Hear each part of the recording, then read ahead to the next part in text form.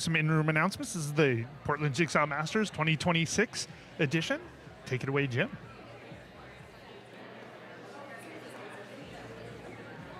All right, puzzlers, let's get ready for this round. For those of you who were here earlier, welcome to the Portland Jigsaw Masters Round 2.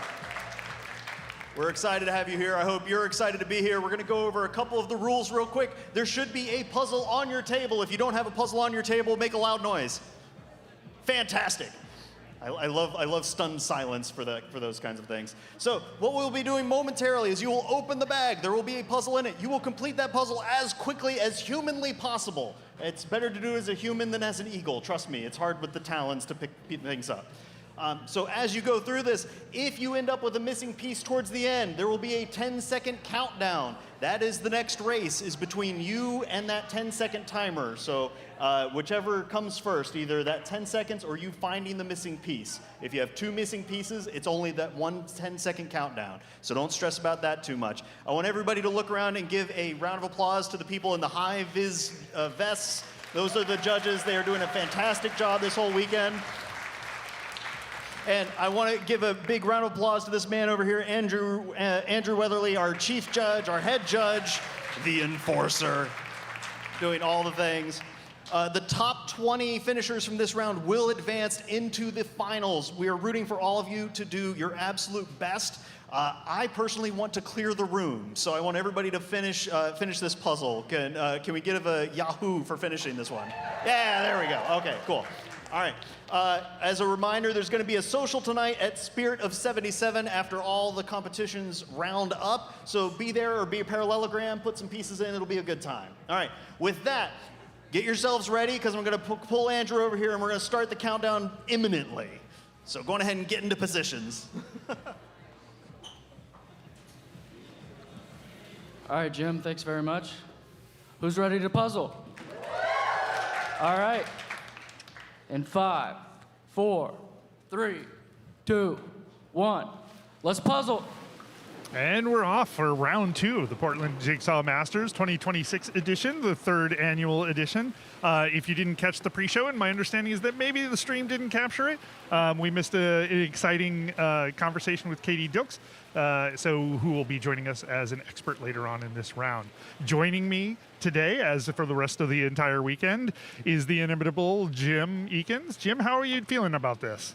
I am super excited. This is actually a really fun image. I know Katie was suggesting that the creator of this one was worried people wouldn't like it. I think this is going to favor a lot of puzzlers' tastes on here. And why is that? Well, this is a really cool image where it's a collage that's broken up into different zones. So that collages typically run fast for the majority of puzzlers because there's one less decision to think about.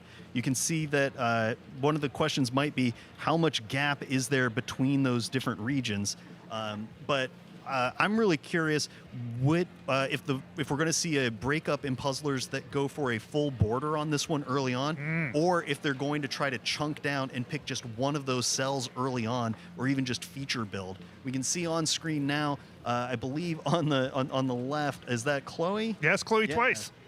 Chloe can't get enough Chloe. No, all the Chloe, so much Chloe is doing a flip as quickly as she can. We're a minute and 30 seconds into this. You can see that Chloe is spreading out some of those border pieces from the rest of the pile and is flipping away from herself rather than towards her, which we've seen other people do. In the upper right-hand corner, I'm trying to catch the name, but they are using a little bit of that negative space from that pile to give themselves room to flip into, and then everything that they want to sort out is going over to that side. It looks like they're doing two sorts at the same time. It looks like they're doing some border. Possible that's Jessica? Yeah. Jessica Strites? Yeah, that is Strites. I recognize the stripes. There we go. Yeah, Jessica's doing a great job getting those frame pieces over, and then is doing a little bit of sort up here as well. I want to remind folks, we do see times that are under 3 minutes for like RAV cuts, smaller pieces. this particular brand has a larger piece size, and so that tends to slow the flip and sort down initially as we come up on the 2-minute and 30-second line. When you say Rav, just make sure everybody knows what you're talking about there. Yeah, Rav is in Ravensburger, or Ravensburger if you're being fancy and would like to hold your pinky out. It looks like we got Kathy Reuter in the upper left-hand corner as well, so looking at a good contingent of folks here.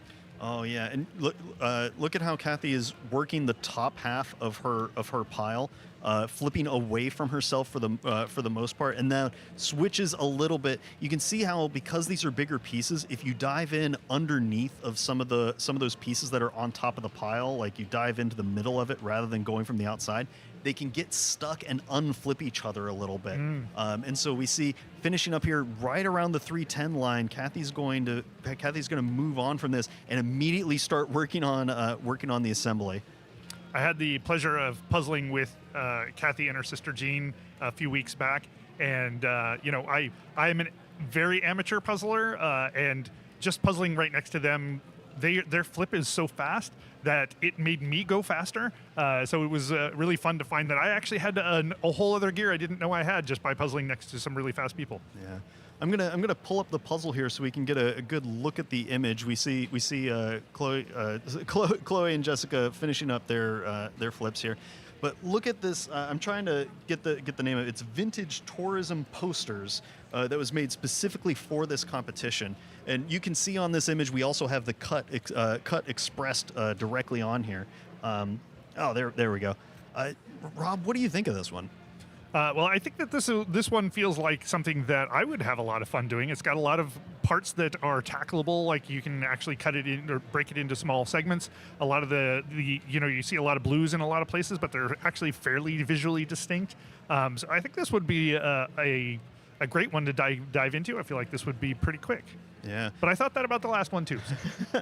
I think this one will run faster than average on the others. Part of the game is gonna be, can you distinguish these different blues from each other, because there's just enough darkness inside of there that becomes a bit of a snag. It's also the case that because the wording here is a little bit larger than any individual piece, that can sometimes be a trap for puzzlers, because they think, oh, I'll just work on the text, and then it's more working on an abstract part of an image rather than true letters.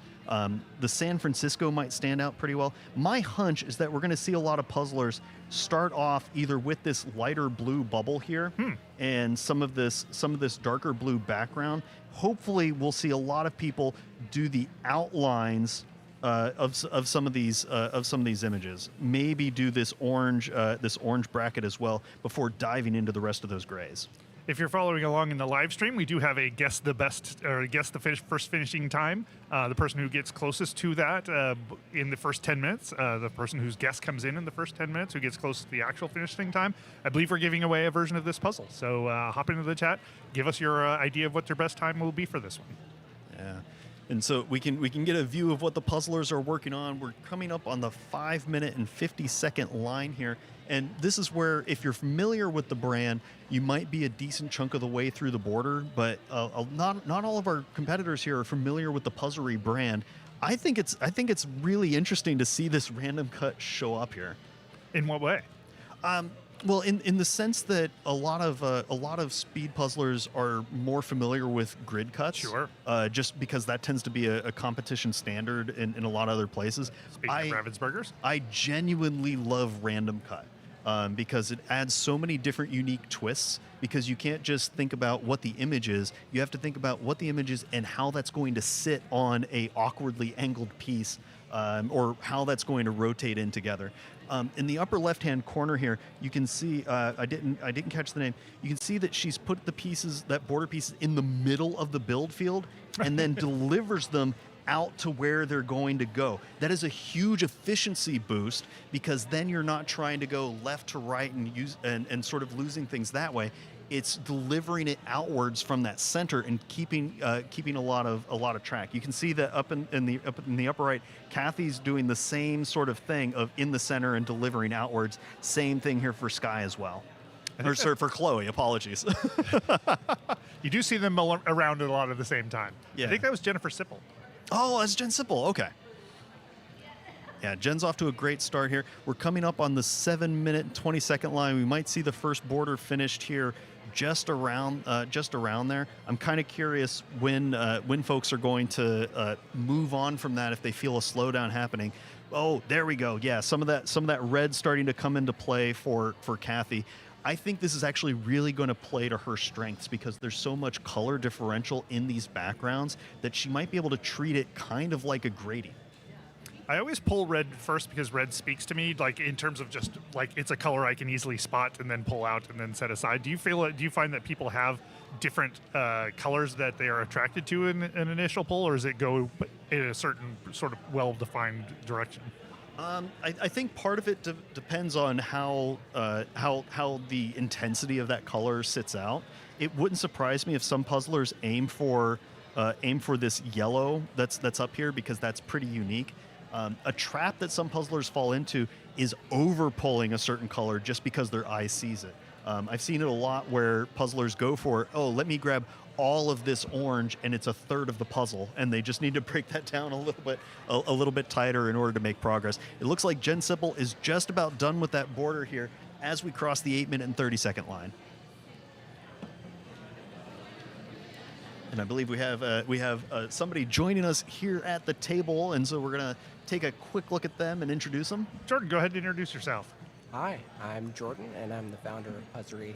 Get right up on that mic. Oh, how's this? Is this a little bit better? That is amazing. Perfect. Yeah, we focus exclusively on custom puzzles, so we don't do anything mass-produced or anything like that, and we do everything by hand. We're based here in the United States and in Canada for our facilities. So what does it mean that when you say that you do only custom puzzles? Only custom puzzles, yes. So we go straight for the hard mode, essentially. When we started this, for me, honestly, when I started, it was because gifting I find incredibly difficult. I have all these people in my life that I love and I want to show a ton of appreciation for, and yet every time that their birthday comes around or anything like that, I feel abject terror because I'm like, I can't find a gift that shows how much I appreciate them. And puzzles just worked out to being a great fit for that. And so we're really focused on that, and that gifting is the big thing here. So it's literally one-off puzzles? Like One-off puzzles every single time. So tell us a little bit about this puzzle. Yeah, so this one, I wanted to pick something that, I obviously wouldn't use a family photo or anything like that on that because people are like, who the heck is he? That would be its own kind of fun. Exactly. So for this, I was trying to find something that would show exactly what we could kind of do, but as well be something fun. I personally am in love with these essentially like vintage travel posters. They're open source, public kind of domain images, and so I've got a ton of them plastered all over the place, and I thought they'd be a good fit. And I specifically used them as well so that we'd have a very clear kind of definitive edge for them. My original puzzle design that was submitted was way too complicated. I was turned. So you wouldn't be able to see it on the camera here, but right here at the bottom of my name tag here, it says Puzzle Event Noob. This is my very, very first speed puzzling event and any sort of puzzling event IRL.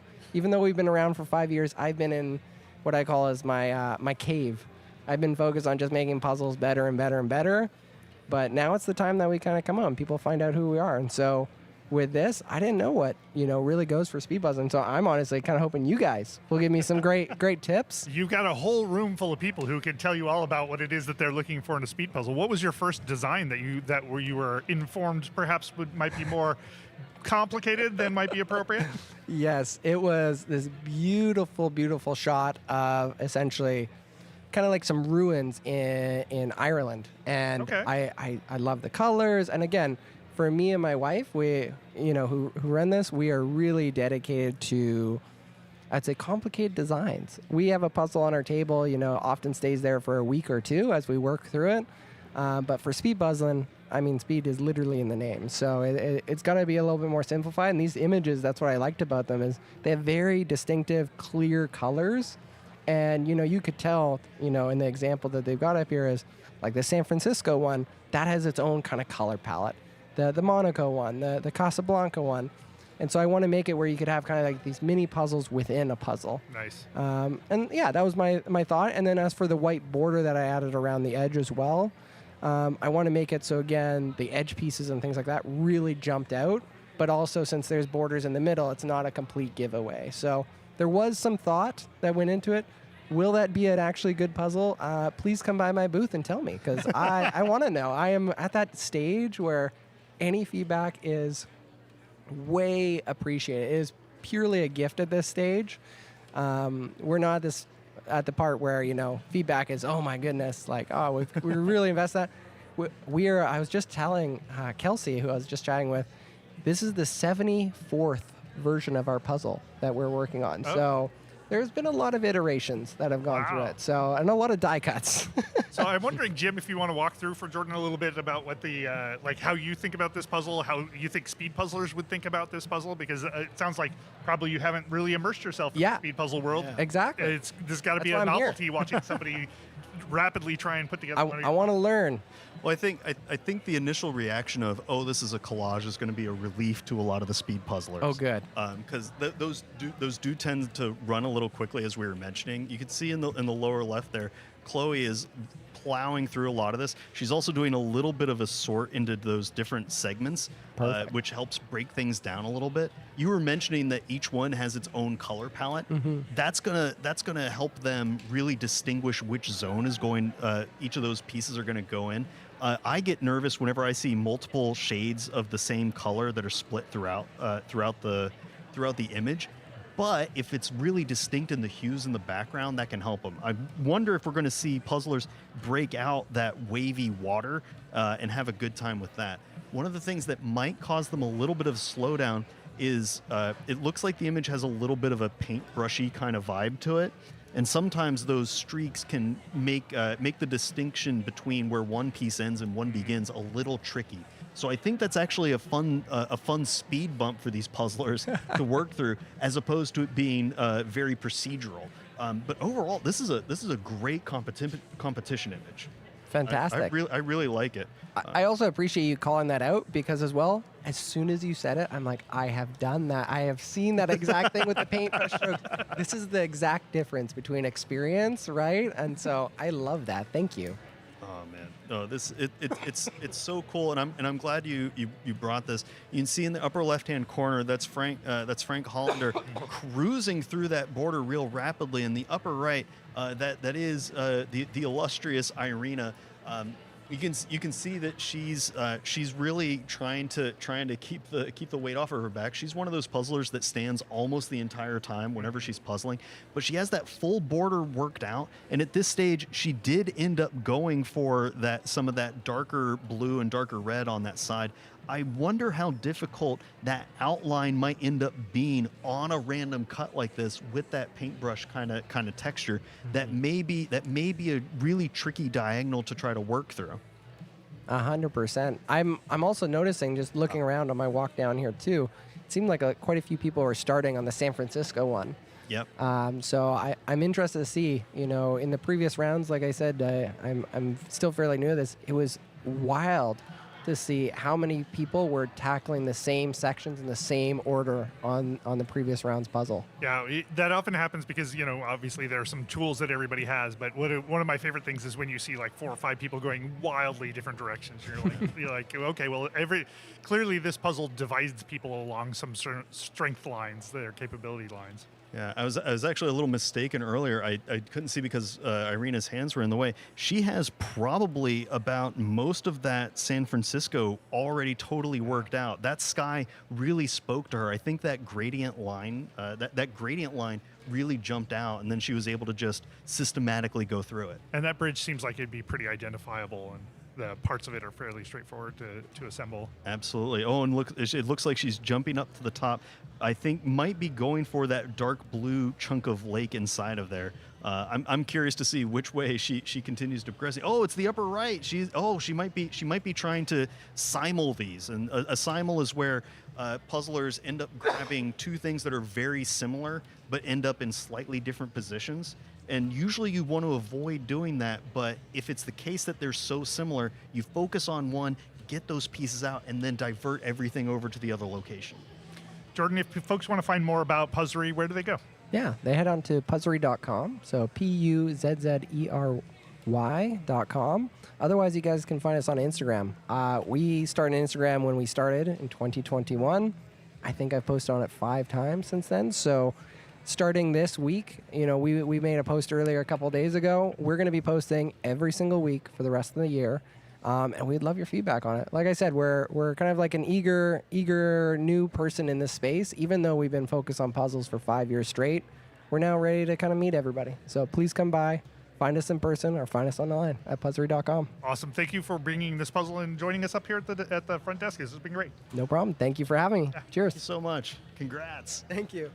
It has to be so exciting to see something you've worked on come to fruition and have 56, 57 people all working on it at the same time. Yeah, we've talked to artists a fair amount, and some of them are just blown away by the approach to their art. They're like, wait, you just did that, and now you just dumped it into a box, and you're moving on to something else. So, speed puzzling is not necessarily the most obvious appreciation for a piece of art. But it is one way that art gets heavily engaged with in a way that nobody else would ever expect. True facts.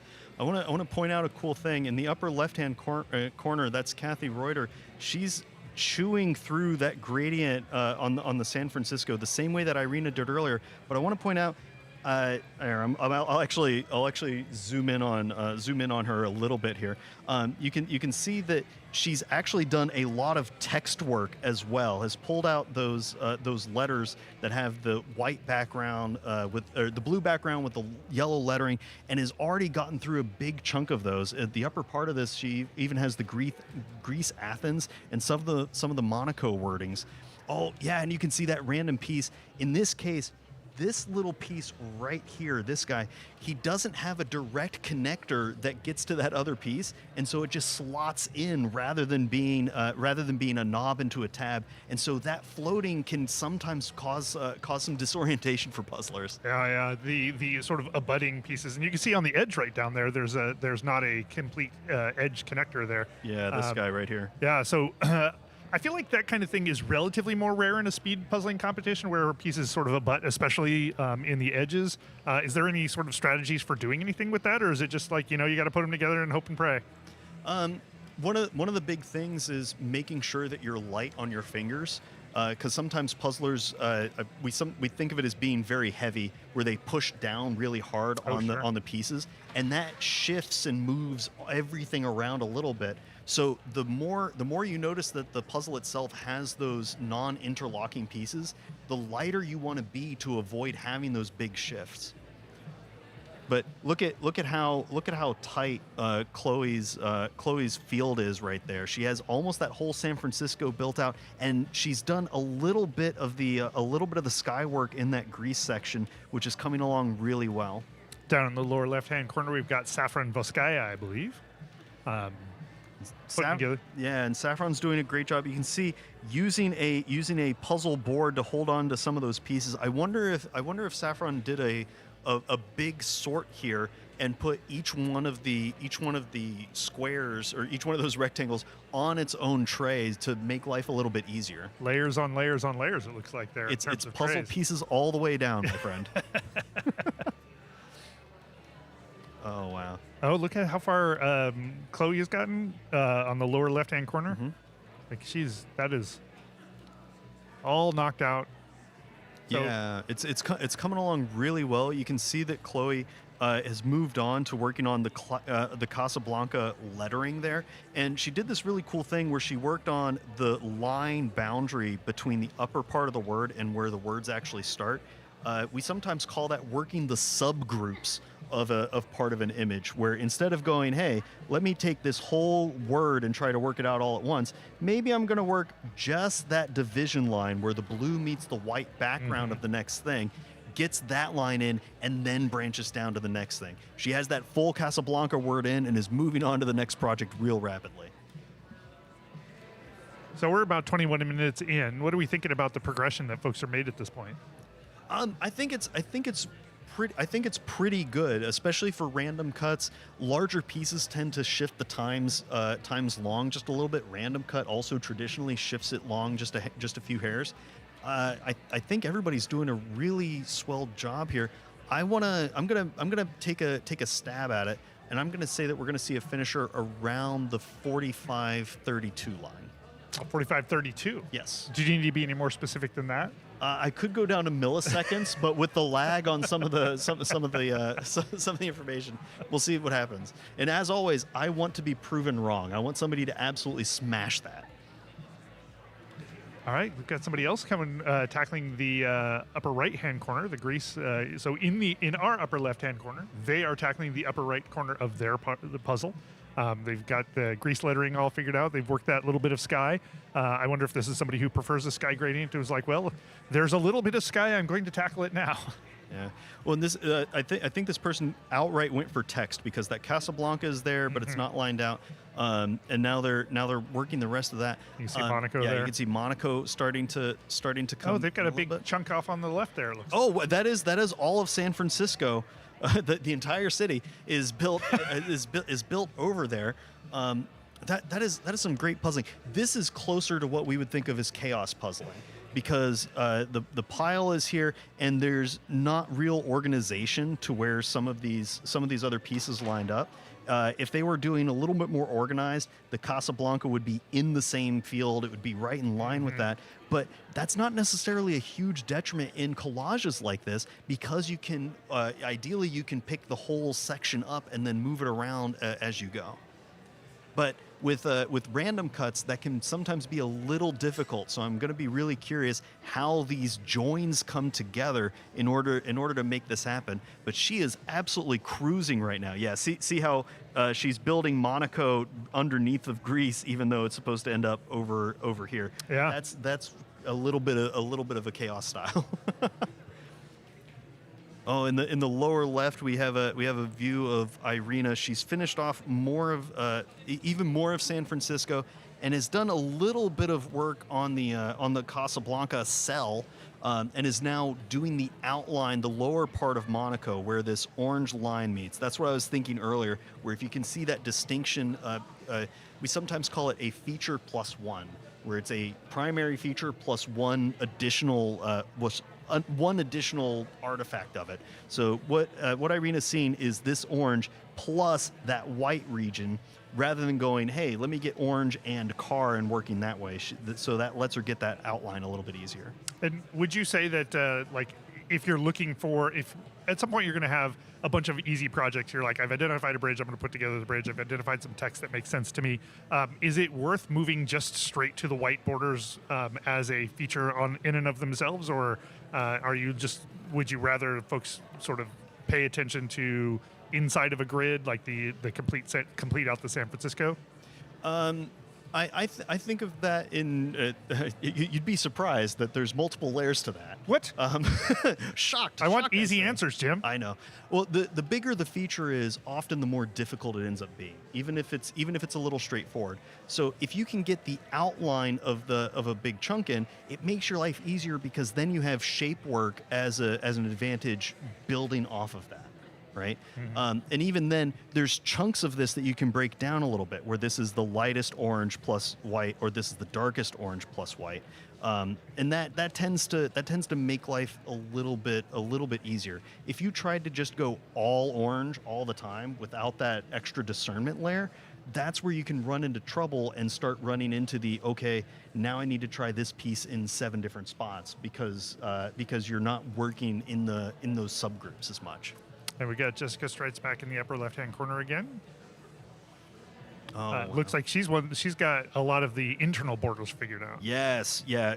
Jessica decided to go for the outlines of each of those cells, and that means that she's going to be able to use a lot of shape work in order to build in from that. You can see that the Casablanca lettering causing a little bit of trouble. I suspect it's because it's a random cut. And those pieces are the text is larger than the individual pieces, and so that tends to slow things up a little bit. There's also a little bit of this of the Monaco wording that's floating around as well. Not too much of a surprise, and I actually really like the strategy of how she's bouncing around from project to project, rather than staying and getting frustrated and stuck in one spot. It's really difficult to encourage yourself to go, this is enough for now. Let me go get more low-hanging fruit. How do you make that decision about when to abandon a project and when to continue investing in it? As with all things, layers. It's a parfait of puzzling, if you will. Uh-huh. some puzzlers have an internal clock running where they have a timer and they're like, okay, if I haven't made an assembly in X number of seconds, it's time to move on. Some of them use a process of maybe 80% of it is enough before I move on to something else. And many puzzlers just go on vibes, man, where it's hey, I've been working on this for a little too long. It's slowing down. Let me reset my vision for a second and go somewhere else. But you can see that because Jessica is setting that up, she has a lot of different options she can jump to, so that way she doesn't get hyper fixated on any one thing. Chloe up here starting to get the outlines of those cells really cooking. I think it's because she got the Casablanca wording in, and so she could build off of that a little bit more. I think she's trying to finish up the rest of San Francisco here. And oh yeah, I can see right underneath of her elbow, she does have this red section starting to build up as well. You can see in the lower left-hand corner, that's Andrea Hyaston cruising through this puzzle. She has a huge chunk of that Monaco sky built out. I think that lighter purple, sort of like what he was mentioning earlier, because that's a distinct color in the pile, it makes it where it's a relatively straightforward pull, and then can do. You can see that she did the outline of the island, got the words in, and can now just do shape work in the middle of that. Just boxing that section in little by little. And now she's moved on to that darker water. And you can, if you look real close, maybe we zoom in here just for a second on her. That's camera 3. There we go. If we take a close look, you can see that she's trying to break this down in terms of which parts of that dark blue have that island base to it before getting off to the other parts of it. And now switching back over to the text, and that's what I mean about bouncing around from project to project if you feel a slowdown, which is really cool. And we can take a look at the split screen here to get a look at there we go.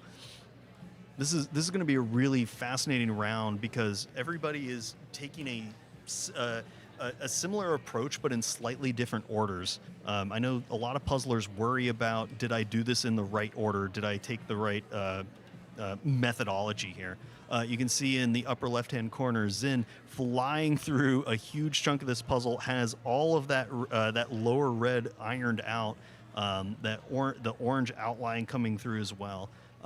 Which is different from what we've seen from some of the other puzzlers, where they've completely ignored a little bit of that red and then bounced around a little bit. Do you find that when you're saying that people should like move on to projects once they've sort of hit some sort of internal metric that they're not making the progress they should make, do you find that they should be setting themselves up to have those projects available later on, or are they really more opportunistic? Like if you're running out of this, go make another project happen.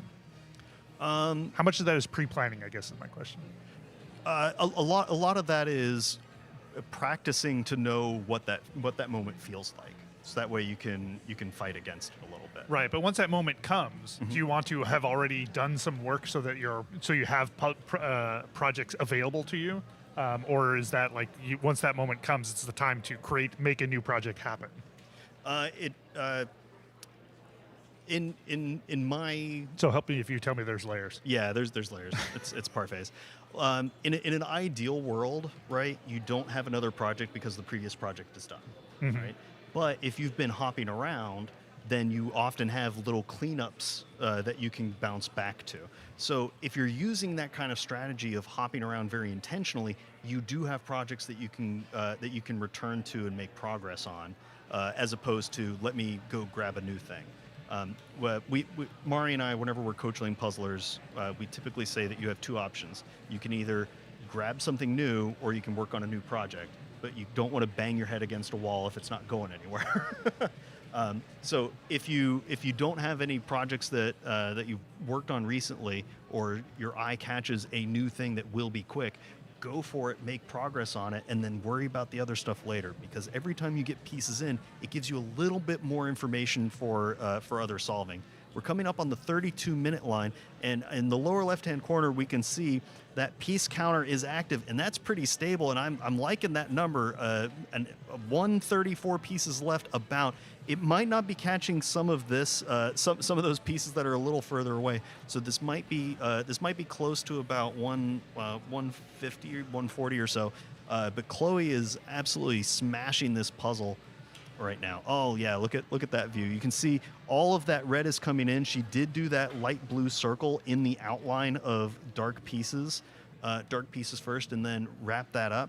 I'm kind of surprised she hasn't gone for that orange line yet into the Monaco stamp.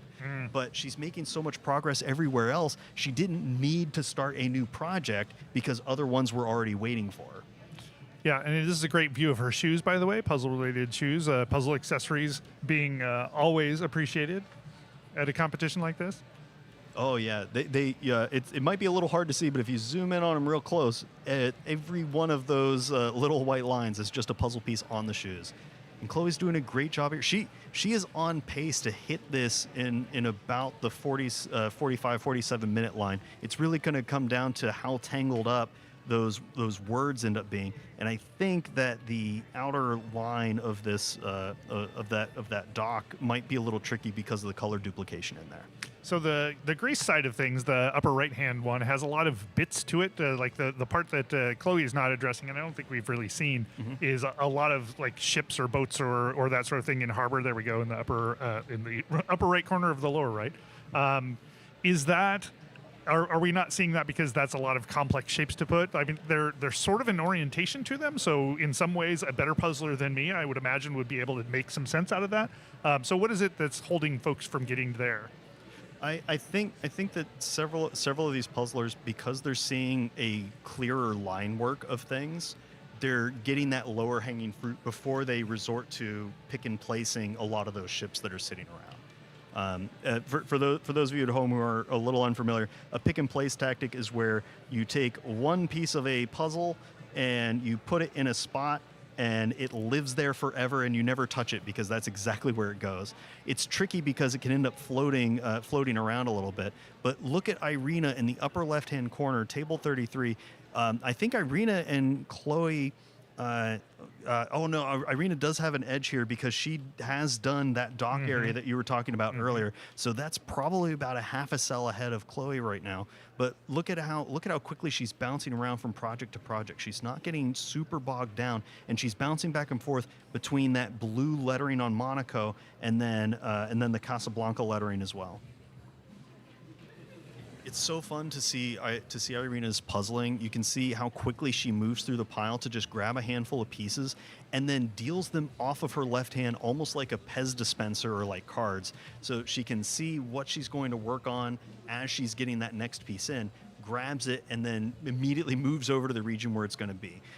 Sometimes having a what we call an indistinguished pull, where you're not necessarily focused on a specific part of the puzzle. Yeah. You're just going, I'm going to get everything that is the leftover red. We think of it as a cleanup pull because you can go, I have 95% certainty I know where all these pieces go. I'm just going to load them up and get them out of my way quickly. Yeah, I often find that that's a reasonable way for me to deal with a lot of pieces is like I just pick up a bunch of things and like if I can attend specifically to a piece, I have a much higher probability of putting it where it goes rather than trying to find something in a field. So I will occasionally use that sort of Pez dispenser mode as well. Yeah, and it's interesting to watch puzzlers transition between different tactics, right? Because early on, Pez dispenser doesn't really work unless you're doing an outright dead reckoning or perfect pick and place, as we sometimes call it. But with that, it can be a little hampering because you're over focusing on one piece, and if you don't have high accuracy, you're burning a lot of time doing reset. But Irina here is doing a lot of cleanup, so she knows what kind of colors and what kind of group she's looking for, so she can just sweep through that pile, load up her hand, and then get it out super rapidly. It's amazing to see how quickly she's chewing through a lot of that. Yeah, it does mean that you're sort of going across the entire puzzle with the things that you have in your hand, but you're not having to come back to the pile every time. So it seems like that all sort of works out. Yeah, speed puzzling is often a game of trade-offs.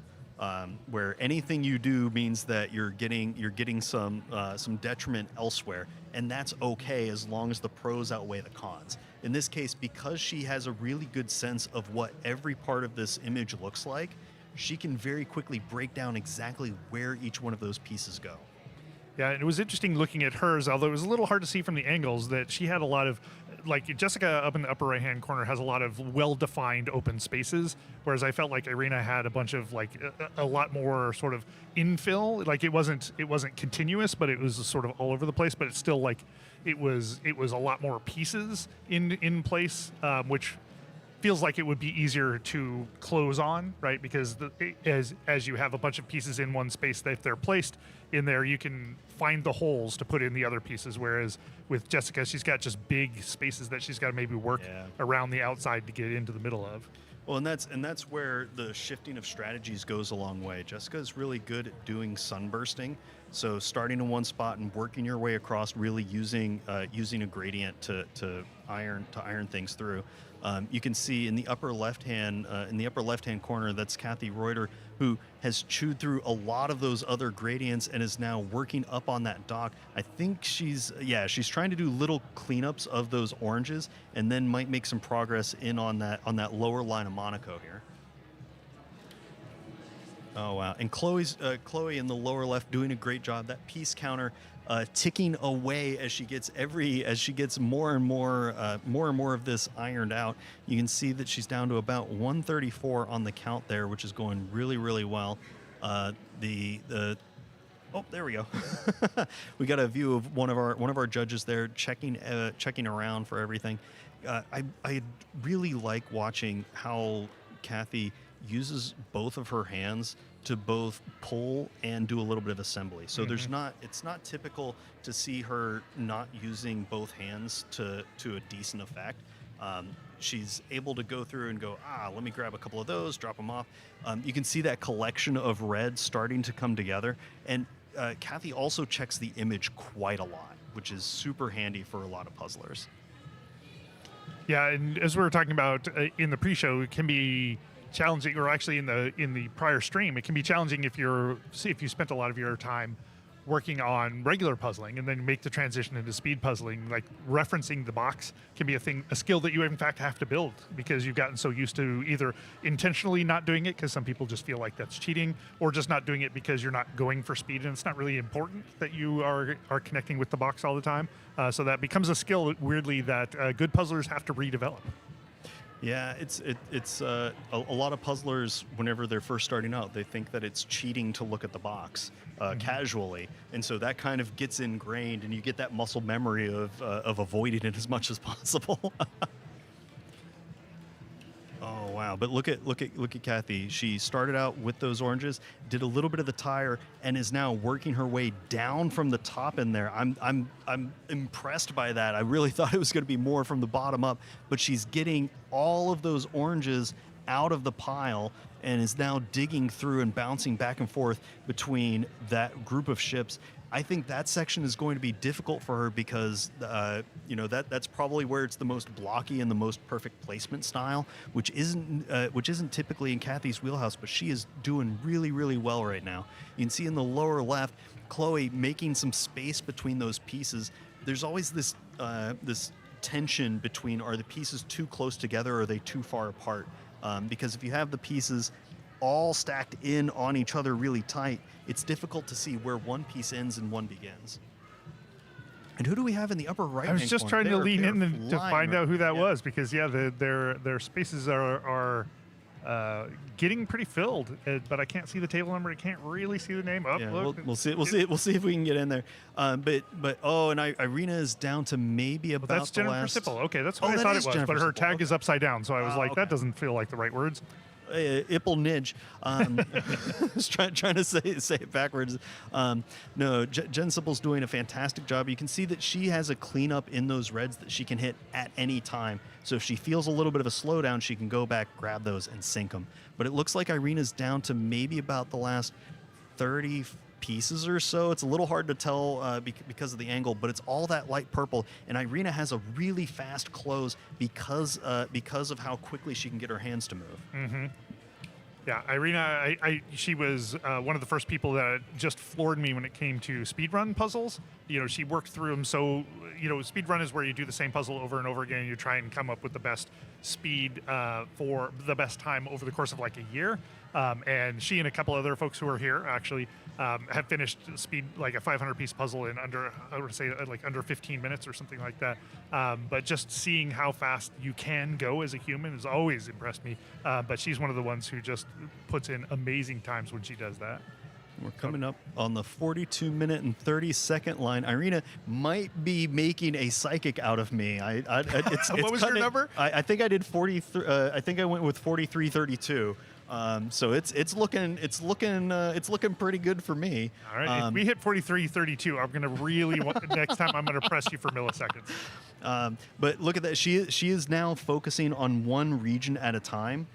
Rather than doing as much bouncing around, she's trying to be a little more directed with what she's finding. Of course, as I say that, that's the moment she switches tactics a little bit. Down to the last 30 seconds before what my call was. I don't know who in the chat said a similar time, but it'll be interesting to see the playback there. But Irina is absolutely cooking. I think she's going to be able to lock up first place in this preliminary round. You can see that has a bunch of pieces in her left hand that she deals out and kind of scooted the pile closer and closer to the remaining build field. She's down to about the last 4 pieces. 28 seconds. Can she get those last 2 in? Oh, on the nose! Oh, there's a missing piece. There's a piece down. Oh, there it is. Congratulations, Irina, with a fantastic finish. That is amazing. So how far off were you? But about 5 seconds. 5 seconds. Like. Yeah. Congratulations, Irina. That was wonderful. Meanwhile, it's hard to see exactly what Kathy's got because there's a box sort of in the way, but it seems like she is cruising along. Oh wow, yeah. I think Kathy's down to maybe about the last 25. Maybe about 15, 20 pieces or so. Little difficult to tell, but this is the section that is the most difficult for her because all of those little boats. And the way that they sit on the cut, those two things combined can be really difficult for some puzzlers. She's doing a great job. We can see in the upper left, Jessica Streitz cruising through the bottom half of this puzzle. Now just has the dock and that car remaining. In the upper right, Jen Sipple trying to finish up that car, trying to get it onto the tracks, out of the garage and moving along. In the lower left-hand corner, Chloe finishing up the docks and then has that car remaining. This is a battle of transportation. In the upper left, it's Zin. Zin coming in on the last 5 pieces. Is she going to be able to pull out ahead of Kathy? I think so. It's going to be by just a few pieces. This is a close one. Who's going to be able to get that last one in? Zin pulls it out. Second place. Congratulations, Zin. Kathy just behind by maybe about 3 pieces. Congratulations, there Zin. we go. There it is. Congratulations, Kathy. A top 3 finish. Like we were talking about before, sometimes it just gets right down to it. Like it is close. When you are as good as a lot of these people are, it is often a matter of seconds or less. We see ties from time to time, so it's very exciting to watch. Oh, absolutely. I think it's phenomenal how much the level of skill just keeps going up and up and up over time. And these are. We were saying earlier that this is a more straightforward puzzle. I don't think it's easy. I think that there's a lot of little tricks in here that can cause people to stumble. Yeah. Oh wow! I think we lost the piece counter there, but Chloe's down to probably about the last 25 pieces or so, right in there with Jessica Streitz. This is going to be a runoff between those two. And in the upper right, Jen Sipple is also working on those. Jen Sipple has a little bit of a split pile, so you can see that she has pieces on the left and on the right, rather than all on one side like what Jessica and Chloe have. That can sometimes be a little bit of a snag because you have to alternate back and forth. I think this is actually sorted. Yes, this is sorted. This is all going to go on that right-hand side. So if Jen can pick up the pace just a little bit, she'll be down to just that side. Really fast. Chloe trying to untangle the rest of the car. Who is going to be able to put the steering wheel in place and drive off into 4th place in the Portland Jigsaw Masters of this preliminary round? They are flying right now. They all know that the adrenaline is hitting. Those cameras are right up in their grill, and that often adds so much pressure. You can see Chloe down to about the last 6 pieces or so. I think she's going to be able to hold this out. Jen Sipple cruising through that dock. She's now using the left hand to target which of the holes that are remaining, getting those last how 2, light 3 she is pieces. with those. And yeah, there it is. So calm and controlled. She Nice. nails it. Congratulations. And then Just under the 47. Right on her heels, Chloe's just getting those last ones in place. Oh, it's happening. Chloe gets that last one in. Congratulations, Chloe. And then Jessica's closing up on her side. Looks like we've got Andrea down on the right-hand side. Yeah, Andrea Hyaston in the lower right, getting ready to finish it up. I think Andrea, Jessica Streitz in the upper left here, down to about the last 3 pieces, going to sink those in very rapidly. Andrea Hyaston bouncing back and forth, but doing a little bit of cleanup between some of those other regions. This is what I really enjoy. Hey, we got confetti. Congratulations. Let's go. Let's go. Jim has been itching for that confetti in the in-room displays for a while. Oh my gosh. Congratulations, Jess. Oh wow. This is I really think that we have a shot to clear the room with this puzzle. It's you know, we're only 48 minutes into this, and I think there's lots of room to boogie here as we continue going forward.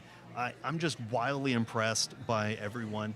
I think that some of the duplication of those paintbrushes, especially in the orange and yellows between the dock side and the Monaco side, cause a little bit of a snag. But this is really great. I want to remind folks the top 20 will move on to the finals. Andrea is now in there. The top 20 competitors that finish in the time will move on into the next round.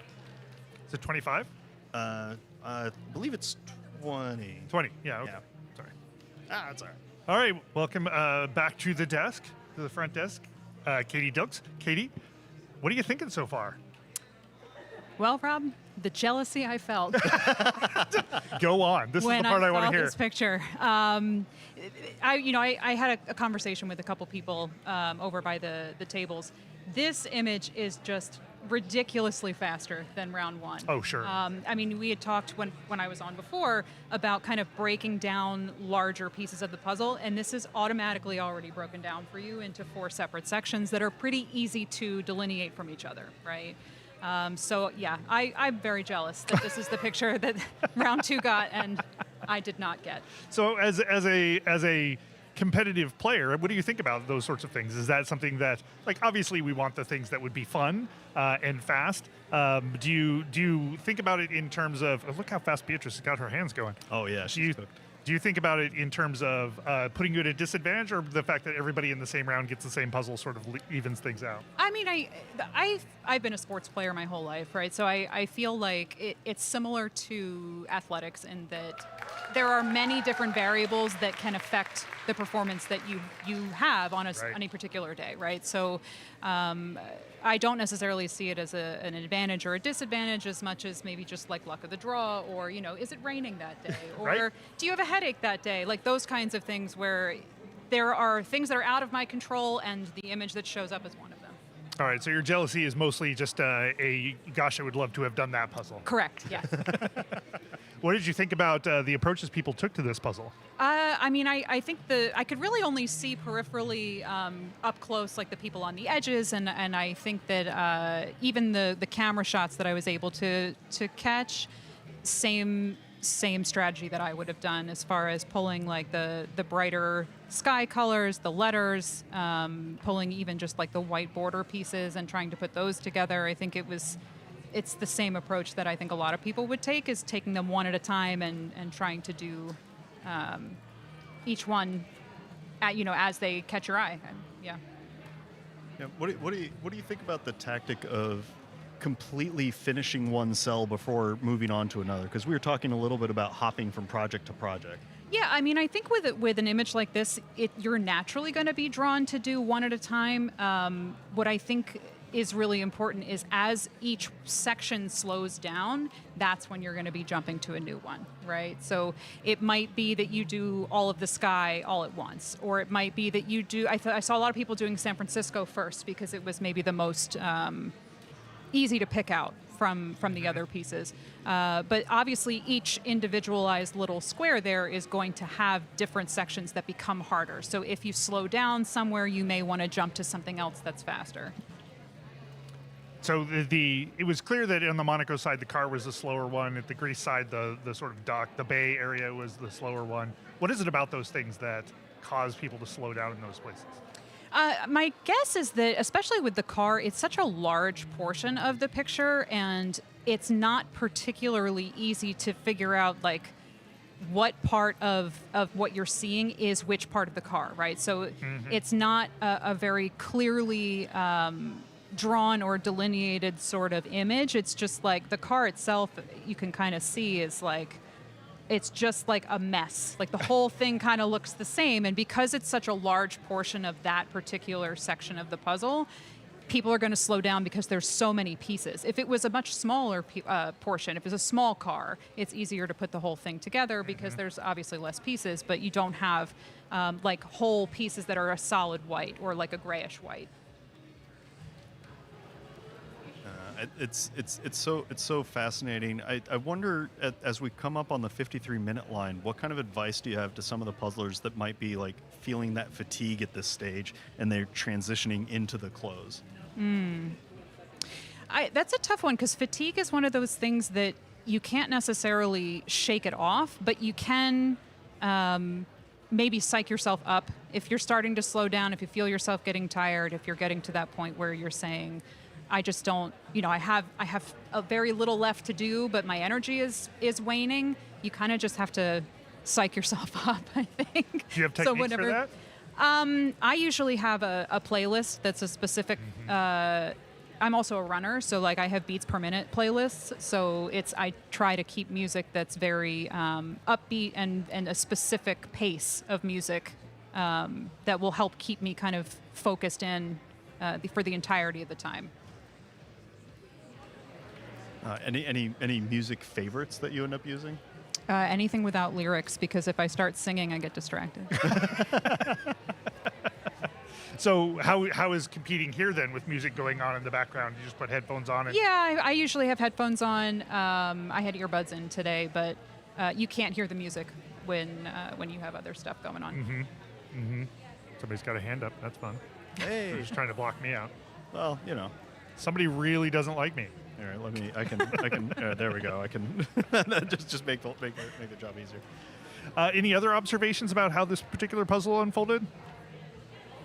I would say, the observations that I would have were mostly like personally based, so I don't know that I was well, I'd like to hear those watching. too.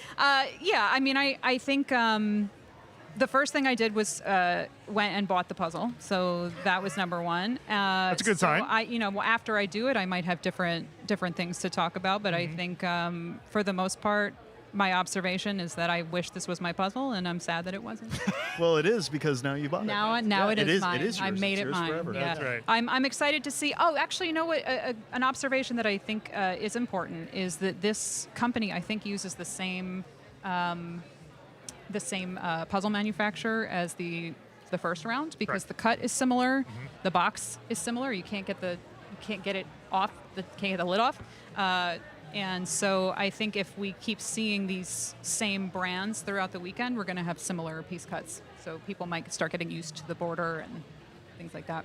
And do you think that will just elevate the entire field such that it won't really provide a difference, or do you think that some people will adapt faster? I think some people will adapt faster. Yeah. So it's a real advantage then. It's an advantage to have a good enough memory to know, like, if I've seen this piece before, I knew exactly where it went, and now I know approximately where it's going to go this time too. And how is your memory for those things? It depends on the day. Generally, it's pretty good, especially with random cut, because the pieces are so strange looking to me that, like, there are definitely ones that stick out to me or that I, might have a nickname for or something. Do you nickname a lot of your pieces? In my own head. Doesn't mean I remember them. Okay. But, I refer to them all as little guys. The skinny little guy. Little guy. This little guy. This wacky little guy. Yeah. Katie, where can people find out more about you? Oh, gosh. I would say people can find out the most about me from Instagram or TikTok, and my usernames on there are... I've been thinking about changing this because it's such a family-friendly sort of community. My name everywhere is Katie Sucks at Puzzles. So I'm sorry for that if you don't like that word. All right. Well, on that note, Katie, thank you for being our expert on this. I round. do This has been appreciate great. you having me. Yeah. Thank you so much. I love your advice, your perspectives on things. This has been great. Great. Thanks. Thank you so much. Thank you. Katie Dilks is absolutely phenomenal and a delight to chat with. I highly recommend if you get a chance, reach out to her and say hi because she's just wonderful people and has so much puzzle knowledge as you heard throughout things. I want to point out we're coming up. We just crossed the 57-minute line and we've had 13 finishers so far Wow. in this round. Our top 10 has been rounded out, but that means that there are 7 slots remaining for the top 20 that'll move on into the finals round. So everybody needs to keep puzzling as quickly as they can. I think on screen there, that looks to be Karen Brannon Yep. from Spokane puzzling. Spokane. Spokane is a drug you're not allowed to use in, well, Washington. I'm sorry. I'm sorry for my Miss Spokane. Is I need to understand. There's the Mr. Spokane along with the Miss Spokane. Yes. Yeah, that's the. but she's.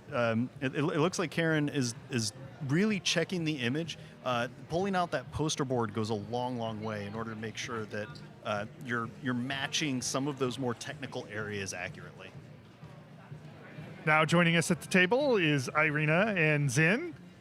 Welcome back, guys. Or I guess welcome. I've seen you guys a lot, so I just think of the welcome back. But welcome to the table. How are you? Good. How are you? It seems like it's going well. Yeah. How was this puzzle? I liked it. It was not easy. It wasn't that hard. So I felt like it was a good balance. Yeah. Yeah, I was worried it was going to be like too easy because all these like collage puzzles usually go super fast. So I was a little nervous with that, but Yeah. turns out it was a little, So- it's a bit more. What part of this puzzle was slowed you down a bit? Probably all the blues. 'Cause I Yeah. feel like you tackled the blues fairly early on, or at least. I ended on the blues, I think. Okay. I ended on the grease blues because Yeah. those are All right. hard. But there were just like There was just a lot of yeah. blues. Oh, like the sky blue kind of Yeah, thing. like all of oh, these. Yeah. And then San Francisco was the best Yes, for it me. was. Me too. Yeah. Yeah, we And saw a then- lot of yeah. finishing of that early. Yeah. And because it was easy to distinguish the like kind of greenish blue from everything else. So that was easy to pick out. Yeah, I finished that whole square first. I finished most of the square and then I was like, good enough. And then I think I picked up the red area and then I was like, wow, this was harder than I wanted it to be. And then I kind of like meandered around it. And then I was like, should I sort? And then I was like, nah. And so I just pulled out red and just started going the reds as much as I can. And then that's kind of how it went. Yeah, pretty much the same. Same, yeah. It was good. Were you two sharing a brain, considering how similarly you did that the whole way through? Like, Sorry, we can't hear you. Oh, were you guys sharing a brain, like, or like talking to each other? That'd be pretty cool. Okay. I think so. It might have been happening. We can't really tell you our secrets, so. That's fair. It's all right. One of the things that we were talking about is how do you know when it's a good time to move on from being stuck on something? Like when do you know, hey, the wheels are getting a little gunked. I should make a shift here. well, I mean, for me, like I usually have like a couple of projects going on at the same time. So if like something just like if I'm like tried it like a few times and like I keep picking up the same piece and the same problems happening, I'll just like go to another pile that I have. So yeah. I think similar. Like I'm kind of working on all the things at once in a way. So if I like a pick up piece, I kind of know where it goes. If I can't place it right away, I'll put it near it and then keep So going. Yeah. Projects are sort of assembling themselves over the course of. exactly. Oh, that's because I was asking that earlier. Is like, does one go and assemble, like make all of the parts of a project so that you have it when you're ready? But it sounds like for you, at least, it sort of organically emerges over the course of doing work. Is it similar? Yeah, I do a lot of like micro sorting, like just little piles. Yeah.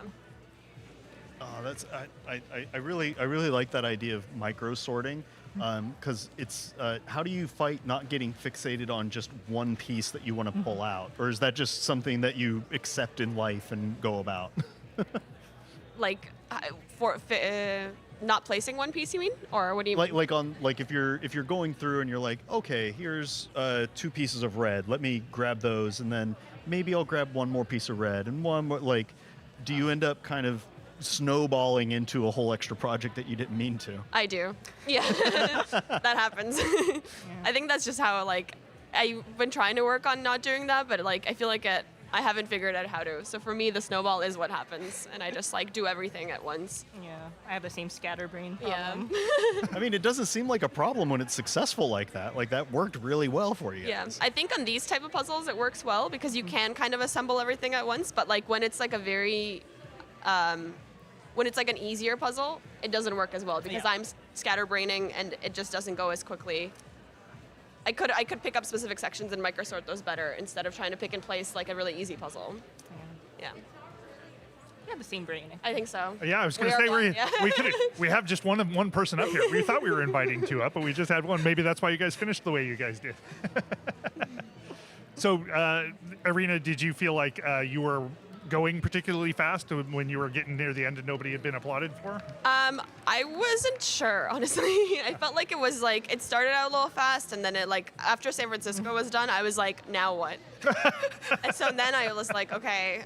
So I felt a little nervous then, but then at the end I saw the camera on me and I was like, okay, hopefully I can do it, and I started shaking a little bit, but it was okay. So it felt medium.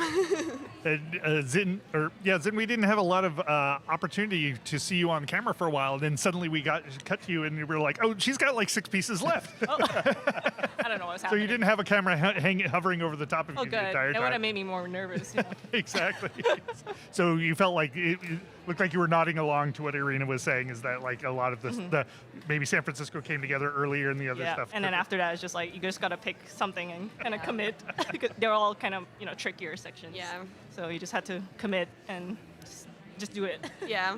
I think because it's like an art, like it's like paintings almost, it made it hard to distinguish things, I think. So, yeah, All the textures were just similar. Yeah. I had somebody in the chat, Bezel Jigsaws, asking what did you think about for tackling the text that was in there, those word chunks? That was the last thing I did. I They avoid are text different. at all costs. I remember last year at the final, there was the big text at the diner. Yeah. And I was like, I can do that. And then I pulled it and put it in the middle. And then I was like, I can't do it. So I had to like unassemble and put it back out. So I was trying my best not to get into that situation again. So I was avoiding it at all costs. I think it ended up being easier than expected. Yeah, because there were different texts and they were fairly small because the font size will change how hard it is, and Yeah. they were pretty doable. So I'll try it again with the text.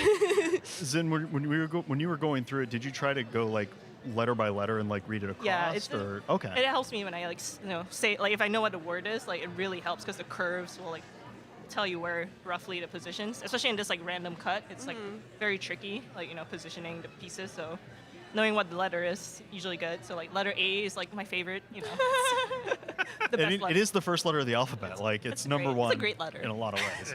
It was there by democracy. It got voted up to be. Yeah, yeah. All right. Well, anybody you want to shout out to while you're here? My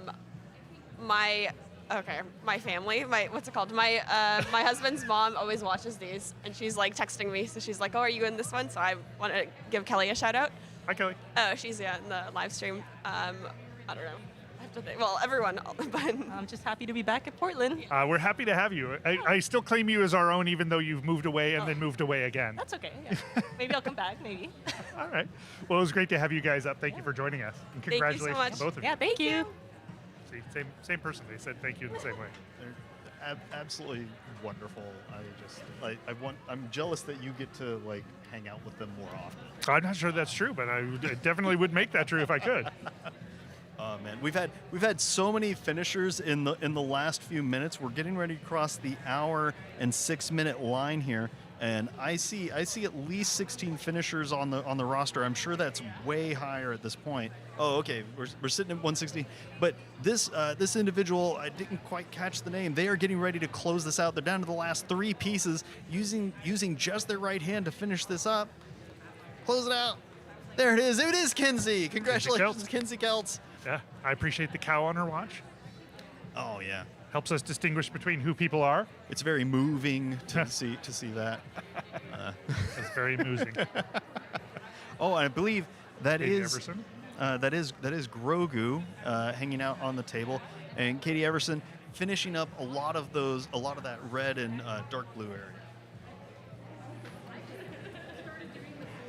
And joining us at the announcer table is Maggie Kirkland. Maggie, how are you? I'm doing great, thank you. Yeah, how was this puzzle? I really loved it. Yeah? I think it's not a very common thing to love, but I love text. So You love text. when the text popped up, and I love a gradient sky, and I was like, there are multiple gradients and text. And do you have a, because I've learned this from Jim quite some time ago, but like the size of the font matters as to whether text is worth approaching immediately or not. Do you find that to be the case? Yes. Like there's the Monaco puzzle that's a Ravensburger. Oh, yeah. That is deadly. It's like it's a third of the puzzle. Just you can't. It's too big. And the smaller there's like a nice sweet spot, but these were kind of in the sweet spot for me. What was a challenging part? If the text was what attracted you, what were you repelled? The repulsed by? Greece, visit Greece. Oh, tell me about this. So because I was wondering this, just the busyness. Yeah, and it just all the pieces, just that grouping, they all kind of look the same. Is everyone finishing on that one, kind of, or no? We've seen a number of people finishing there. They're in the car. I didn't pick up on the like lighter blue on the inside of the bay until the last 8 pieces or so. But yeah, the pieces all just kind of look the same. So you're going on shape.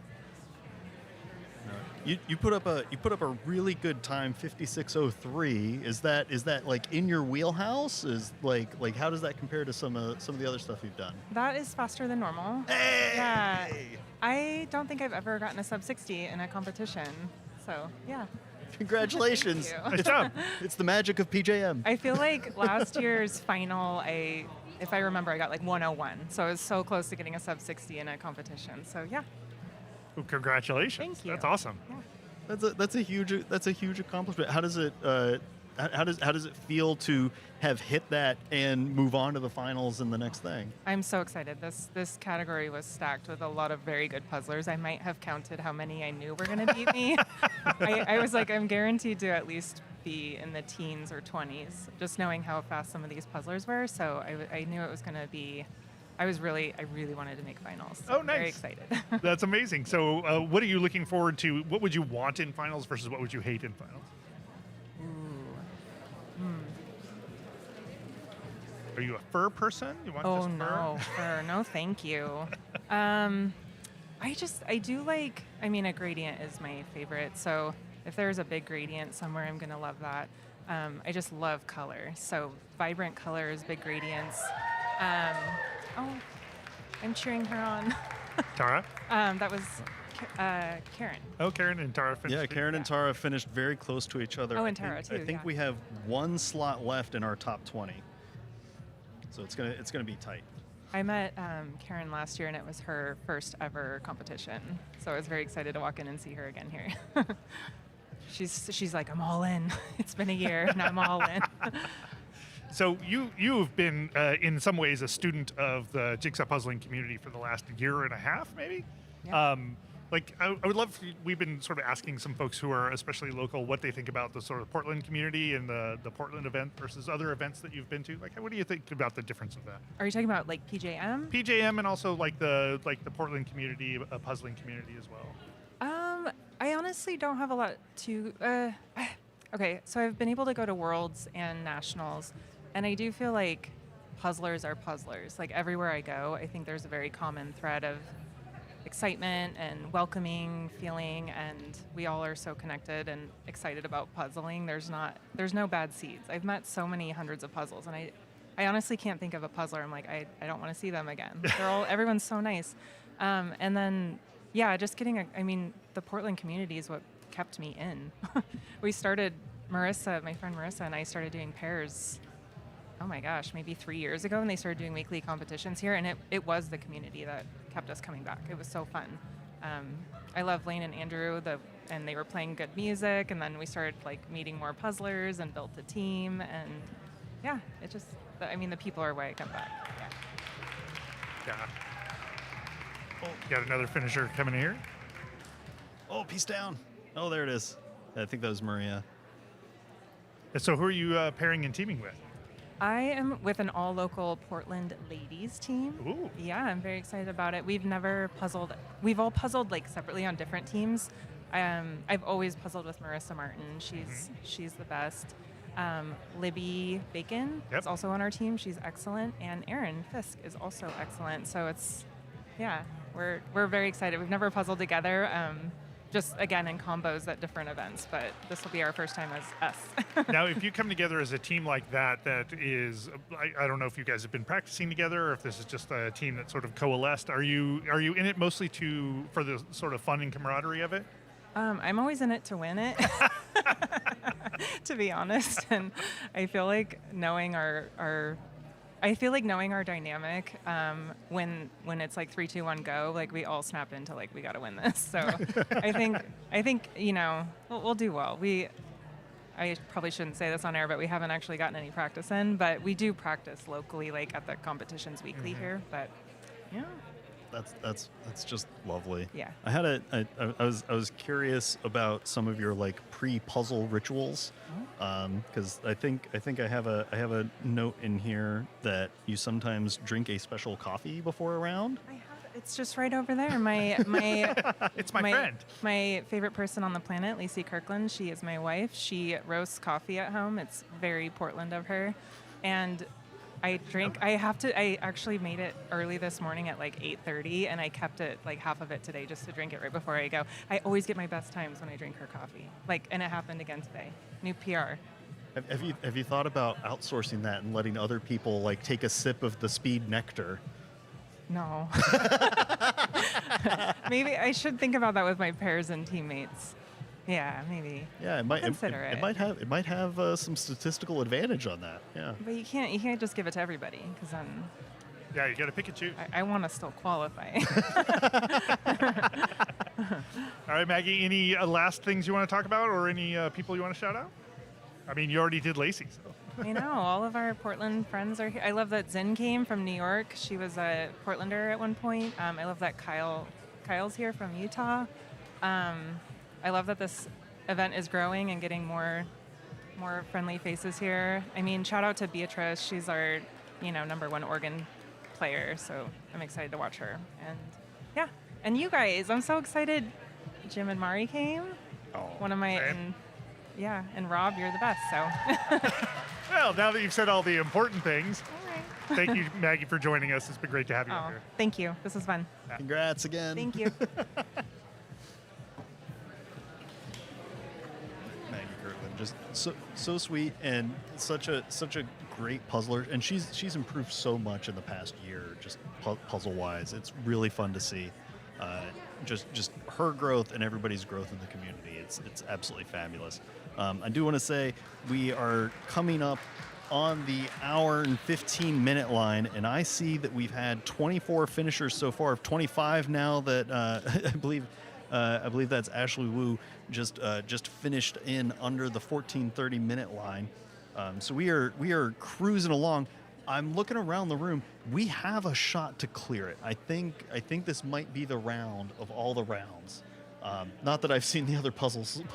So I was going to say you're I'm skeptical on the rest of it. I'm always just optimistic that it's possible, especially with the power of the puzzle community cheering for each other.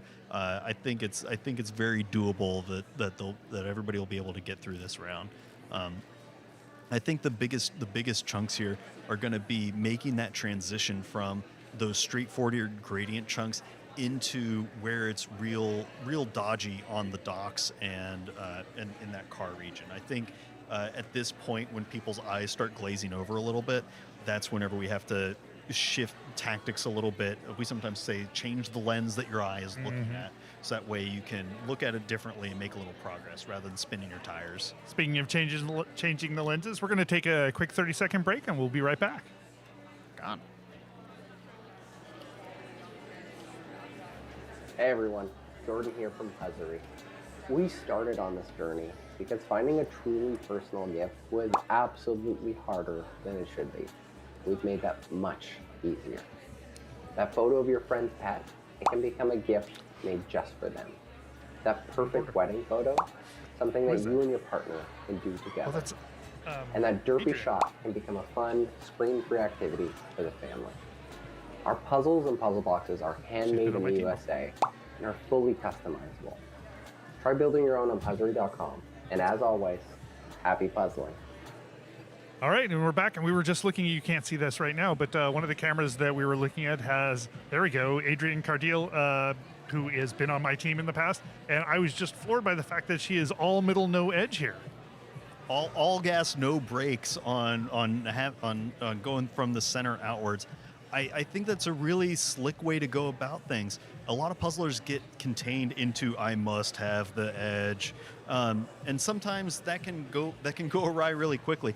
I'd be really curious to talk to Adrian and see if that was an intentional decision. If she was maybe a little worried about what that thickness between where the white outer edge going in towards the center, and maybe that was a discouragement of starting there, or if maybe Adrian just naturally starts from the center and just forgoes the edge. I've talked to a lot of puzzlers that go that route.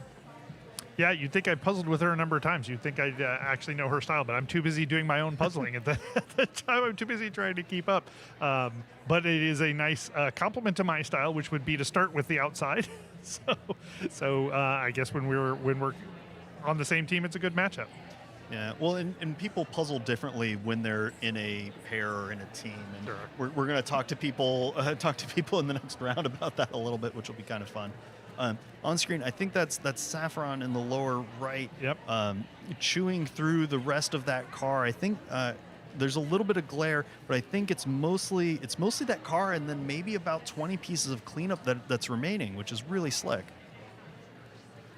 I think in the lower left-hand corner, I want to say that's Katie Everson. I think that's right. From Plymouth, Minnesota, has been started casually puzzling back in 1986 and only started speed puzzling relatively recently, and is doing a fantastic job here. You can see that she's done this cool thing where the puzzle is rotated so that way it's in a landscape format rather than portrait, the way that a lot of the other puzzlers have done. There's a up close look at Saffron's progress here. Yeah, making some great progress. The large number of sorting trays still in play. A piece for every tray, I think, is the methodology. Isn't that here. some sort of presidential slogan from the 30s or something like that? You know, we were talking historical tuba facts earlier. Right? I thought I'd bring it back around. Welcome to Historical Tuba Show. Oompa oompa. I actually really appreciate this because now Saffron has a pretty good handle on which zones are remaining, and can clean those up one bite at a time rather than really fighting against the puzzle. Can look at each piece and go, oh, I know precisely where this is going to go, and just take that extra second. I want to take a quick moment to shout out a couple of people from the live stream. First, live stream chat. First of all, last round's winner of Guess the Best Time was a name that perhaps you will recognize, Matt N. Puzzles, Matthew Netlow, I believe. So congrats on him for guessing 4739 and winning a copy of the puzzle from that round. And then the winner for this round with a guess of 4313, so 20 seconds off. Not quite Jim Eakins level, but, respectable, is Chinatown 2003. So congrats to both of them. Congrats and well done. And stick around because there's one more round today where you get to guess and get a puzzle. And we just had another finisher right at the hour 20-minute line. Oh, there's a piece down. Again, Oh, there it is. for these cases, if they have a missing piece, a 10-second timer starts, and the race is then get that piece in or have the 10-second penalty. This is table 21. I believe that's Joanne Tustian, all the way here from Vancouver, Washington. Is doing the aggressive Kristen Tuv style of puzzling, hand on head, really focused in on the rest of those ships. Been going at it for a while now, and that's definitely one of the trickier sections of this puzzle, with all those ships that are floating around in that sea of dark blue. Just checking the image there to make sure where they go. I really liked how she got that red boat in early, because that's a good anchor to lock in and then branch out and deal with the rest of the shenanigans in that particular zone. I do like just a low energy sort of approach to things, but she's on track for finishing. I think that if these are the pieces that she's got left, she's going to knock this out. I think sometimes puzzlers get in their heads where if they're not moving fast and being aggressive and high energy, high adrenaline, that they might slow themselves down, sometimes that causes them to be more scattered than they intend to be. And I really appreciate Joanne's style here of, you know what, let me just look at the piece before I pick it up. Let me be really accurate and specific with what I'm working on. And you can see picking up steam here on the last 5 pieces, closing that out. I think she might be able to keep this under the 20-hour 22 line. Just 3 pieces remaining, 9 seconds, having to rotate those last ones in just a little bit. Oh, come on, you can She's do got it. this. Yeah. There it is, right on the nose. Right on the nose. Nice job. Congratulations. Almost pulled some of it back down on the other side, but But got once there. it's completed, it counts. It doesn't have to be completed for some amount of time. Yeah, it's not like the hot dog eating contests You have where to hold- it has to stay down for 10 minutes after the round. They called the reversal of fortune. But but in this case, as soon as it's done, the judges hit the timer. We're using this fantastic app called Puzzled from Patrick. Patrick Vanderwall. Yeah, who's done a great job setting it up. And everybody's just enjoying it and getting their times recorded. I think we are now up to 30 finishers in the round. We do have 55 people total in this. So we have a shot here. We have almost 40 minutes remaining, and a lot of puzzles are really close to completion. Yeah, it is starting to thin out in here, but we have some people going on in earnest. So I think we'll see it all the way up to the end here. But I think that we'll see a lot of people having a good time because I think this is generally a fun puzzle. Oh, come on, Saffron. Let's see if we can keep it under 125. It looks like there's maybe about 15 pieces remaining. Saffron might be able to keep this under Adrian's 124. got her last one. Oh, come on, Her last Adrian. handful. Okay, I didn't see that she had a handful going on there. Oh wow! And you can see Adrian's using their hand almost like an impromptu puzzle tray, and just trying to flatten it out so that way they can see all the pieces that are remaining in there. Getting those last ones in. I think it's that blue bubble that early on I called as this might be a good starting point, and a lot of puzzlers are finishing there, which is really cool. You can see things on the image, but how it sits on the cut is totally different. Absolutely. Congratulations to Adrian. Very, very well done. Oh, here we Saffron's go. coming up to the end. We just crossed the hour 24-minute line. Gets those last 2 pieces in. There it is. Nice job. Congratulations. Checking what the time is. Just taking a breath after success. One of the things that just floors me, no matter how many times I see it, is how zen puzzlers are whenever they finish a puzzle, and then they can just crumple it right away. Yes. We have a rule at the house where if I put a piece in, it has to stay out overnight, so that way I can wake up to success. Otherwise, it feels like it's gone too soon. Well, I mean, how often are you putting pieces into a puzzle? Not that often, which is why it's okay. Everyone is special. Jim touched this one. We can't put it away yet. Yeah, you gotta enjoy it. You gotta smell the puzzle dust for a little bit. Right? I do want to point out there's a lot of puzzle fashion in the community. You can see that people have earrings or shoes. I always like the "All are welcome at my table" shirts. I have a couple of those. They're just absolutely fabulous. I also want to point out this puzzler is doing this upside down.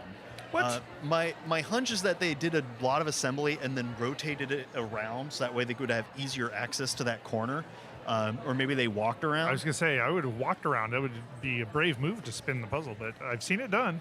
Yeah, if at a certain point, whenever you have the majority of it together, that's a lot safer than Sure. early on. Yeah. Because it's pretty well joined. I'm a little worried that there might be a missing piece sitting in that car zone, so we might see some running around here in a moment.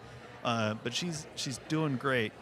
I'm trying to pull up the couple of names. I think that's Frank in the upper right-hand corner, closing in. Get those last couple of pieces in. Come on, there it is. Congratulations.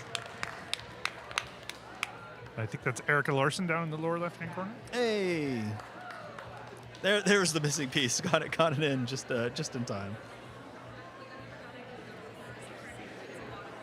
Well, Erica's goal is finishing, and I think it'll be tight. I think that is well within the realm of possibilities.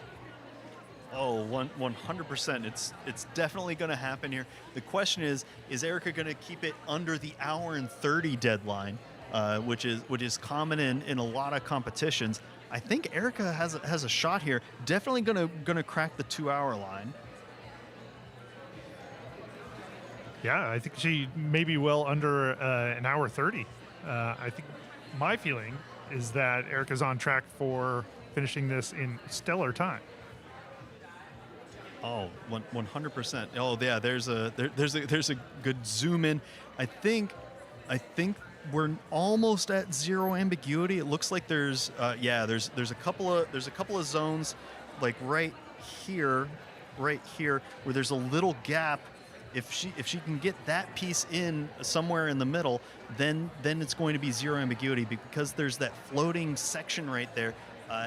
You have a little bit of uncertainty. This is where switching into being able to see the outlines of pieces, or even using a little bit of the gradient or that line work of the red to set that up, can really make the rest of this go fast. We're coming up on the hour 27, 36 minute line. Can she keep this under the hour 30? I am confident. There's only 4 pieces remaining. She's going to be able to get these in here. Is it going to be able to keep it under the hour 28? I think it might just happen. Rotates it just a little bit. Oh, that particular section is so tricky, because there's these awkward streaks of bright red that are in 2 different spots, and that duplication catches so many puzzlers. Gets it in right at the hour 28. Well done. Good for her. Congratulations, Erica. Joining us back at the table, at the announcer table, we've got Brian Wolf. Brian, welcome. How are you? Doing all right, gentlemen. How are you doing? Good. Why don't you lean on into that thing? Lean into me all you want, but lean into the microphone. All right. Yeah. Brian, what did you think of this puzzle? This puzzle is a lot of fun. I like grid-based puzzles. They're usually easy to kind of mentally separate out and know where to attack, and it makes it easier to switch gears when you get stuck on something as well. That's always a plus. The oversaturated colors, I personally don't do super well with, but it wasn't terrible by any means. It was a lot of fun, and I will probably do it again. So what areas do you consider oversaturated in this case? Mostly the grease panel. Oh, okay. It's very stylized, and has that 50s aesthetic, I suppose, is the vibe there. Everything else is fine. That one just kind of that threw me off, getting the boats in on that chunk there. We did see a fair amount of people wait to tackle that part until last. Yeah, I ended up on the Casablanca panel. Okay, with the reds? Yeah. Or the blues? Well, did I? No, I finished on Monaco, actually. I did Casablanca, then Monaco. That's right. It's already falling out of my head. It's been so long. It's been at least 2-3 minutes. Something like that. Well, you put up a really good time. You were under an hour 15. You had an hour 14:20. Mm-hmm. How does it feel to put up a great time on something like that? It feels fantastic. My goal was to get top 50%, and I came right in on that. And nice. That's Congrats. I'm exactly where I hoped I would be, and that's pretty awesome. Are you on a journey in terms of improvement, or is that sort of the goal that you were looking to hit, or are you just trying to have puzzles for fun? I'm not sure. I've been speed puzzling pretty consistently for a couple of years now, and I'm kind of switching away from like focus on getting better and the pressure and all of that, and more like enjoy each and everything. I'm getting faster just by virtue of doing more puzzles more quickly and paying attention to what I do and getting feedback, watching myself back, that kind of stuff. But the improvement's just kind of coming, and that way I'm not forcing myself to do things that I don't want to do, and I'm still having fun at the end of the day, and I'm not going to burn myself out. I've burned out on puzzling before. It's not fun. And at the end of the day, this should be fun. If I'm not enjoying myself, what am I even doing here? Yeah, and it is interesting to hear that your journey echoes a lot of people's journeys, I feel like, where like they were a puzzler, then they got into speed puzzling, and then they threw themselves at it, and then they found it was like not great for whatever reason, stepped away, took a break, and then sort of reassessed their relationship with puzzling. And it is interesting that I do feel like that even amongst the sort of world's elite, one of the things that people have had to do is relearn to have fun. Absolutely. And fun does seem like the gateway into improvement, right? Like if you're just slogging away at it, if you're just shoveling, digging that hole, like you're not going to want to come back every time. You're not going to want to do better. And if you are having a good time, that means that you want to go do the practice. It's easier to do something that's fun for hours on end than doing something that's not. Yeah. I'm just going to go do more work. What sort of puzzling brings you joy? Like what's fun about puzzling right now? Mostly puzzling with other people, actually. The solo stuff is fun and personal improvement and all, but really I enjoy puzzling with pairs or with a team, or just puzzling casually with other people. 'Cause it's fun to talk over the puzzle. It's fun to kind of yap and get that bit of socializing there, and that's that's kind of what I'm leaning into now. The puzzle itself is almost secondary to that. Because a terrible puzzle can still be fun if you have the right team. Right. Washington State, I got put with a random assortment of people for the team's puzzle. The team's puzzle was not a fun puzzle. It was very difficult. There were a lot of false fits. It wasn't enjoyable, but we all had a blast because the team was fun. That's really cool. Is that one of the reasons that little insider, but I know that you stream your puzzling sometimes. Does that kind of help bring community into what you're doing? Absolutely. I like having some music going and just kind of chatting with whoever shows up. It's sort of any topic is an acceptable topic at the puzzle table, so you can kind of hash out anything, and it's good for working through issues that are going on in life, because your brain's in analytical mode and you're kind of talking about stuff, but you're not focusing on what you're talking about, and it helps clear things up a little bit sometimes, and then bouncing them off other people, you get different perspectives, and everyone's kind of in that problem-solving mode, and it's really nice. Yeah, puzzling as a group does create a sort of conversational space. Like it allows you to all be doing things, but pauses are taken up by the fact that puzzling is going on. So like it allows the conversation to sort of evolve in a more less harsh directed, sort of pressure filled sort of way. Like it can be a great way of just allowing people to get to know each other better in that way. Oh, absolutely. I do say I've had at least two, but like two similar sort of great puzzling social experiences, both at airports. And once was coming back from nationals, where we were a bunch of us from Portland, because I don't know if we said, but you're in the Portland area. While waiting for a flight, just hanging out, chatting. There were puzzles going around, like we were having a good time. Yeah, that was a lot of fun. Well, just for the folks that are watching, what is your stream like handle that people could find you on? Oh, it's Sick Hippie, with an IE, not with a Y in the improper way. So people can find you on Twitch then? Yep. On a regular basis? On an impulsive basis. I will stream when I feel like it, because again, if I'm not having fun, I'm not trying to make a living off of Twitch, which, thankfully. So I stream when I feel like streaming and when I feel like talking with people, and I'll pop up in other people's channels as well. I hang out in the puzzle category quite a bit. Mostly the puzzle category and the DJ category is where you'll find me in chat. So. Nice. So do you have we've been talking about playlists most of the day. Do you have a playlist that you listen to? I do have a couple different playlists. I've got a playlist specifically for speed puzzling that I put together for Nationals this year. And it's sort of timed to certain milestones in the puzzle, where, when a song comes in, okay, I should be about here. Oh, this is about the 45-minute mark. This is about an hour in, and can kind of gauge where I'm at.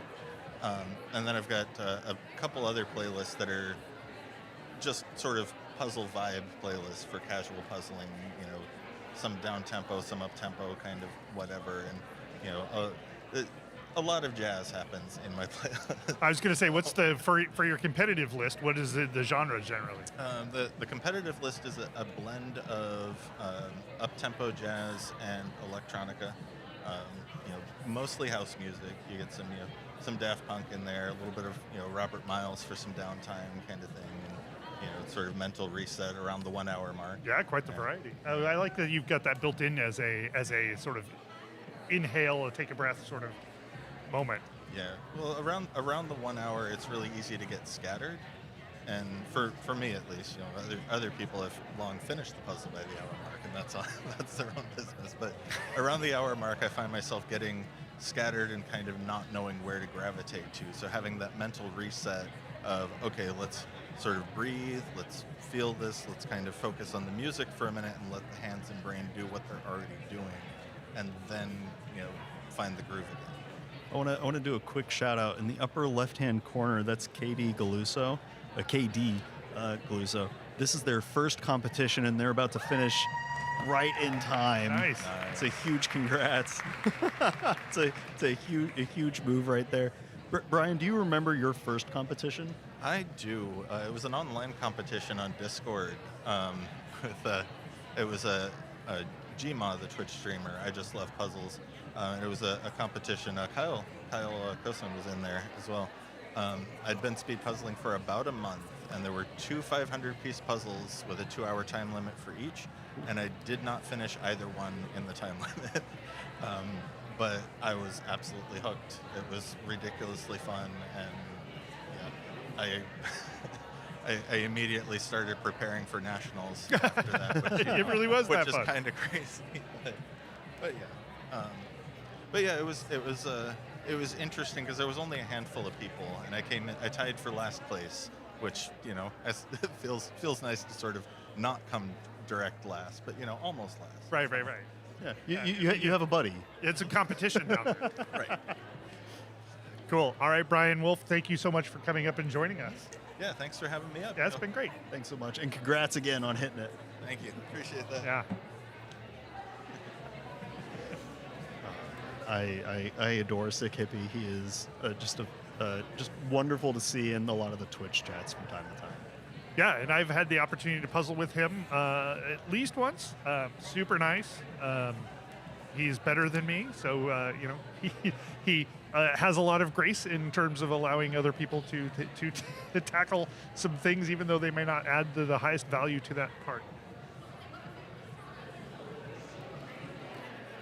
I think, and that upper left, it's that upper left-hand corner. That's Martina Ford coming in on the last eight pieces or so. A Portland local cruising away here. Oh, well, maybe. we'll see if we cruised away. And cruised was so fast, just puzzled away off screen. Hopefully, we'll try to get her back here in a moment for a moment of glory. Oh, there it is. Yeah, Martina Ford. Yep. Yeah, she's doing a really swell job here. Is one of those right-handed puzzlers, and you can see that even though she's right-handed, she has the pieces over on the left. Oh, and a strong finish. I believe that's going to be Caroline Redstone, who did fantastic on that. Congratulations, Caroline. What were you saying about right-hand? Oh, even though she's right-handed, Martina has the pieces over on the left side.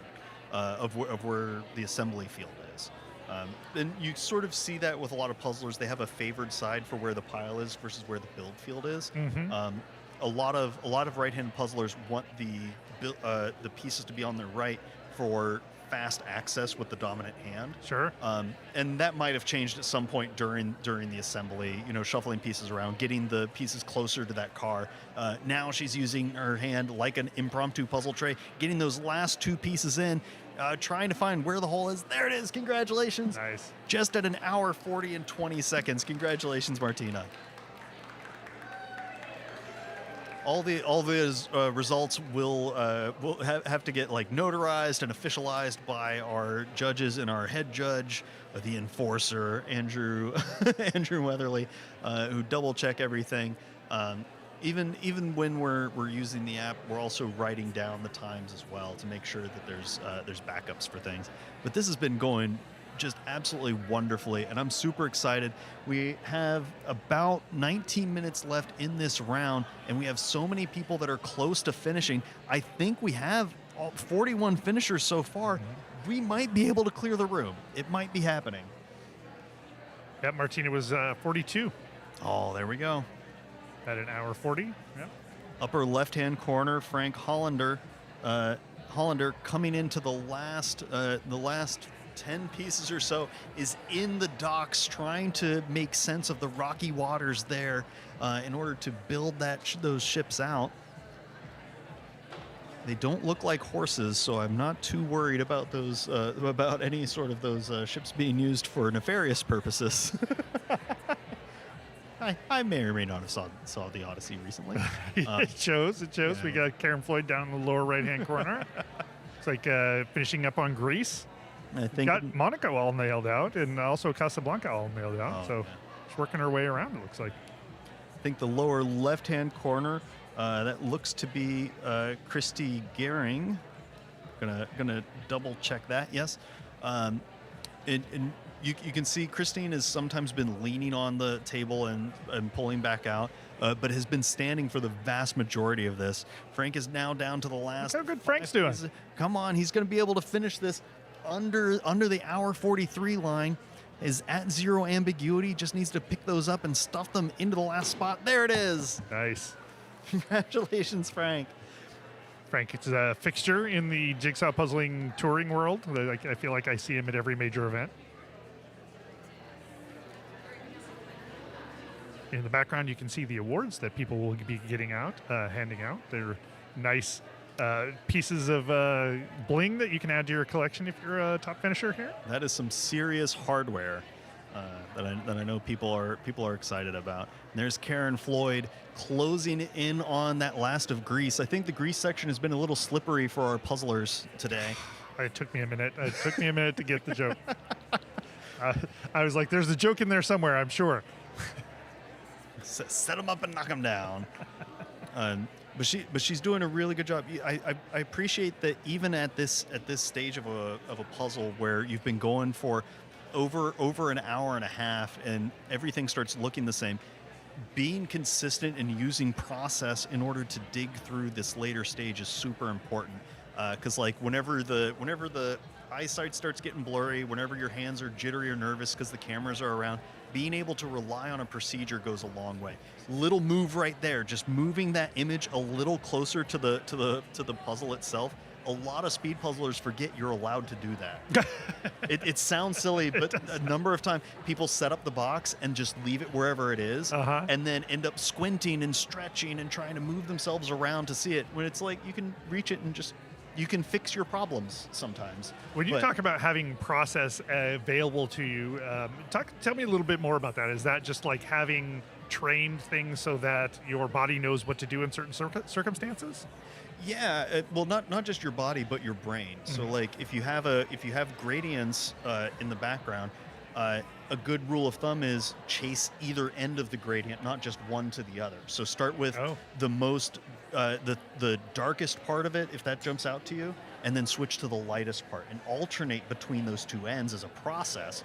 So that way you don't kind of get bogged down in the middle and you can chase in towards that. So there's a little bit of a background here on that grease water where you can see the color differential. So you can finish up one color, then switch back over to the other, bounce between those two ends, and then get in towards the middle.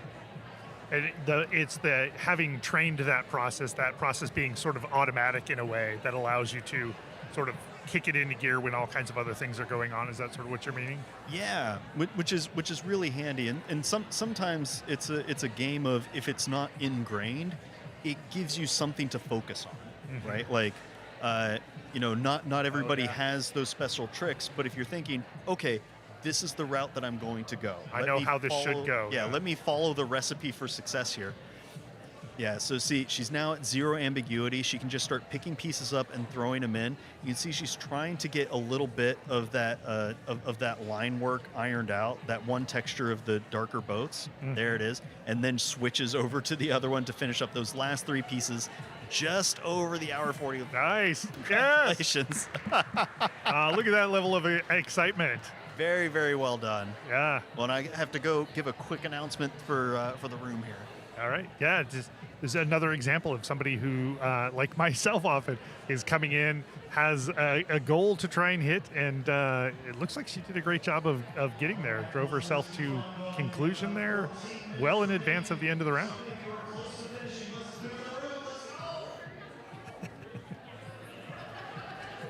Gotta love having Jim around. He's like having some sort of emotional power engine, always on, always adding value, always making things more fun.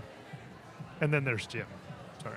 I only heard that last part, so I'm going to assume 80% of it was accurate.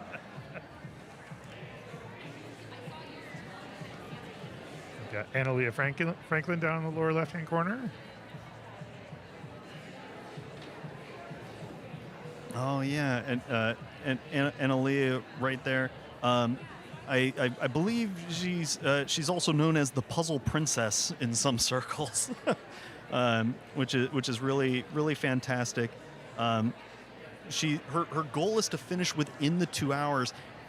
There's a shot here. It's gonna be tight. I think there's maybe about 45 pieces that are remaining. There's just under 13 minutes left, but she's doing a really good job. I do like the puzzle mascots that are always giving support to the puzzlers.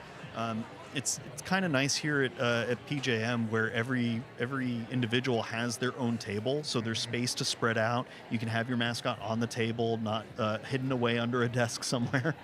Right, you want to be able to make eye contact. Yeah. Good. She made some adjustments to the mascot while we were watching. I'm trying to see if the mascot has a name. I'm not sure if that was given to us just yet.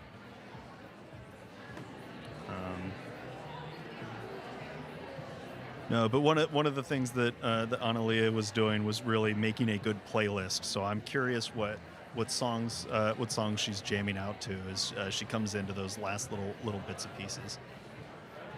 There in the upper left, I'm trying to catch the name, but down to about the last 7 pieces remaining. You can see that there's one piece on the hand. Yeah, there we go. Got it off of there to try to sink it in. Is now going to go 2 at a time, being as accurate as possible. We have about 11 minutes and 30 seconds remaining in the round, so I know some people that wanted to finish under the 2-hour line might be sweating just a little bit, but this is where putting on that gas, just digging deep and getting those last couple of pieces in goes a long way. That's Allison Salvo in the upper right-hand corner. Oh, thank you.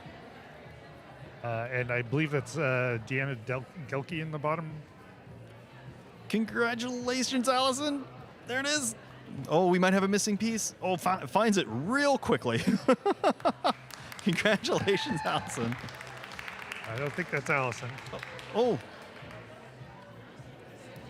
Hard to keep track of where people are. Oh, we almost had it. Almost had it. There we go. Kara Walker. So sorry. Well, Kara, we are super thrilled for you. That was a really well controlled end to the puzzle there. There we go. Another puzzler coming in on maybe the last. Deanna. That's Deanna coming in on the last 15 pieces or so. It's all in that Greece region. You can see that a lot of puzzlers towards this stage, they end up, we sometimes call it cat pawing, where they keep retouching the piece pile that's remaining, kind of like a cat just pawing it around. Yeah, they pat it around. And it can be useful to bring those pieces closer to the zone that you want to work on, and make it where you can see it. Sometimes it's a reflex where your body needs to feel like it's doing something, and it's like, okay, if I make these little adjustments, I can see where they're going to end up. But she's doing an excellent job here getting these last ones in. Very similar to the previous competitor, where tried to get the rest of those darker blues out and then switch to the lighter blues, bouncing back and forth between the two ends in order to try to close that out. This is real difficult section of puzzling here, because at this stage You've looked at gradients, you've looked at text, you've looked at ships, you've looked at cars, you've looked at bridges, and now you're in this strange blocky area that's unique compared to the rest of the puzzle, and you may not have been like set up for it, but now chewing through the last little bits of it. Oh, I love this zoom in. Come on, rotate them in just a little bit. You can see. Do you have advice to how you would tackle this at this point? Like, is it just a matter of like putting a piece in every place and trying to make it work? So at this stage, you have two options. You can either brute force it, take one piece, try it every single spot, sort of like what you were saying, Rob, or you can chase what ends of the colors are remaining. So So there is a light blue piece there. Is that what you're talking about? Yeah. So like with this light blue one, I would say, hey, there's only one light blue left. It has to go next to where those other light blues are. But if she's locked in on that yellow line work and is really seeing it, if you're making progress, get it in there. Oh, see, and I was even wrong. I was pointing to the wrong spot there. because it's down in the bottom half of the puzzle. Yeah. So, hey, like I said, my second favorite thing is to be wrong. So it looks like she doesn't know where it goes. She's not seeing it. Oh, it's floating around, using her hands to try to get it. Oh no, where's it? You got this. That white background. There it is. There we go. That one's so difficult to spot. It is amazing how once you don't see something, how hard it is to re-see it. Yeah, absolutely. But I do like that she used that tactic of running her hands over the puzzle. That's right. To If try I can't to see it, tactilely feel where it lives. Shariana. Sorry. I was looking at the other end. Yeah, that's Shariana Durgadasa doing an excellent job here closing this out. We have about 7 minutes and 30 seconds remaining. You can see that as she looked over at the pile, taking that second to flex her hands, really make sure that she's looking at the piece rather than making a ton of little adjustments, trying to be really precise at this stage. I totally understand where this might be throwing her for a loop because her least favorite image is landscape. And this is 4 collages of effectively 4 landscapes that could be causing a little bit of a slowdown. But she is down onto that car that's remaining, 2 pieces over in grease, and it looks like she's trying to sort those out to finish them off. Doing a really good job here. Yeah, her goal is to finish in the time, and I think she's got every chance to do it. Oh. I know the nerves start kicking in at this point because you know that the camera is hanging around, meaning that there's a little bit of a nudge there. The time is ticking away, but Sharana has a really good shot at making this happen. Well, now we've got one of my all-time favorite puzzle community members down in the lower right-hand corner, Susie P. If you have not met Susie, then you're doing yourself a disservice. If you have met her, she probably is your biggest fan because she loves everybody. She's just a delight. I'm glad to see that she was able to make it out here just to brighten up our community even a little bit more. It's good to see you, Susie. Well, she's doing a great job here. Look at that whole outline. She has that boundary line between the red and the blue going. We have about 6 minutes remaining. She's got a shot here. Go, Susie. We believe in you. I want to say her goal is to finish here, so she might need to push it just a little bit. It's tricky whenever you have this is what we sometimes call a split pile, where half of the pieces on one side of the puzzle, the other half are on the other. So you end up with having to do 2 different searches whenever you're looking for things. Right. And that can be a little tricky. But Susie, as is a classic Susie move, rather than focusing on the puzzle, having a chat with the judge, just hanging out. Classic move. Meanwhile, Shariana is using her using the poster in the box as a map, which I enjoy watching. It's just like where you're not really sure where the piece goes. You're just going to look right at the image really close and see if you can just figure out like what hints can you get out of this piece that will tell you where in this puzzle it goes. Upper right-hand corner, I believe that's Ella Rickerson. Ella Rickerson cruising through. May not be able to finish this up, but as we've mentioned before, every piece does count towards your final score. So she's doing really, really well here. We know that her least favorite images are ones that tend to be collages. So this is definitely outside of the preference wheelhouse here. I'm going to make a quick announcement onto the mic to let people know that we're coming close to the end. All right. Meanwhile, lower left-hand corner, looks like we've got table 3, which is Corey Haynes. It's hard. We have 4 minutes and 3 seconds remaining. 4 minutes left in this round. Keep going. Get as many pieces in as you can. We're rooting for you. Corey says that he's been puzzling since he was a wee lad. Also, he is one of the many people who has said that he is ambidextrous, and the number of people who came back and said ambidextrous was a handedness that they had was sort of surprising to me. Yeah, that was much higher than I was expecting. Let me pull this up here. We ended up having about 18% of the field that responded to the survey say that they were ambidextrous. That is way higher than I was expecting. Yeah, I would expect it would have been 1% or so. Yeah, we were talking about this a little bit. We were wondering if it's a thing of left-handed puzzlers starting to use their right hand more as like a default. Rather than being true ambidextrous. But either way, it's a phenomenal skill to have. Yeah, I'm not even monodextrous. I think Shariana's going to do it. Oh, she's down to the last, let's see here, 1, 2, 3, 4, 5, 6. Has about 7 pieces. We're at the 57-minute line. You're absolutely right. She's going to be able to pull this off.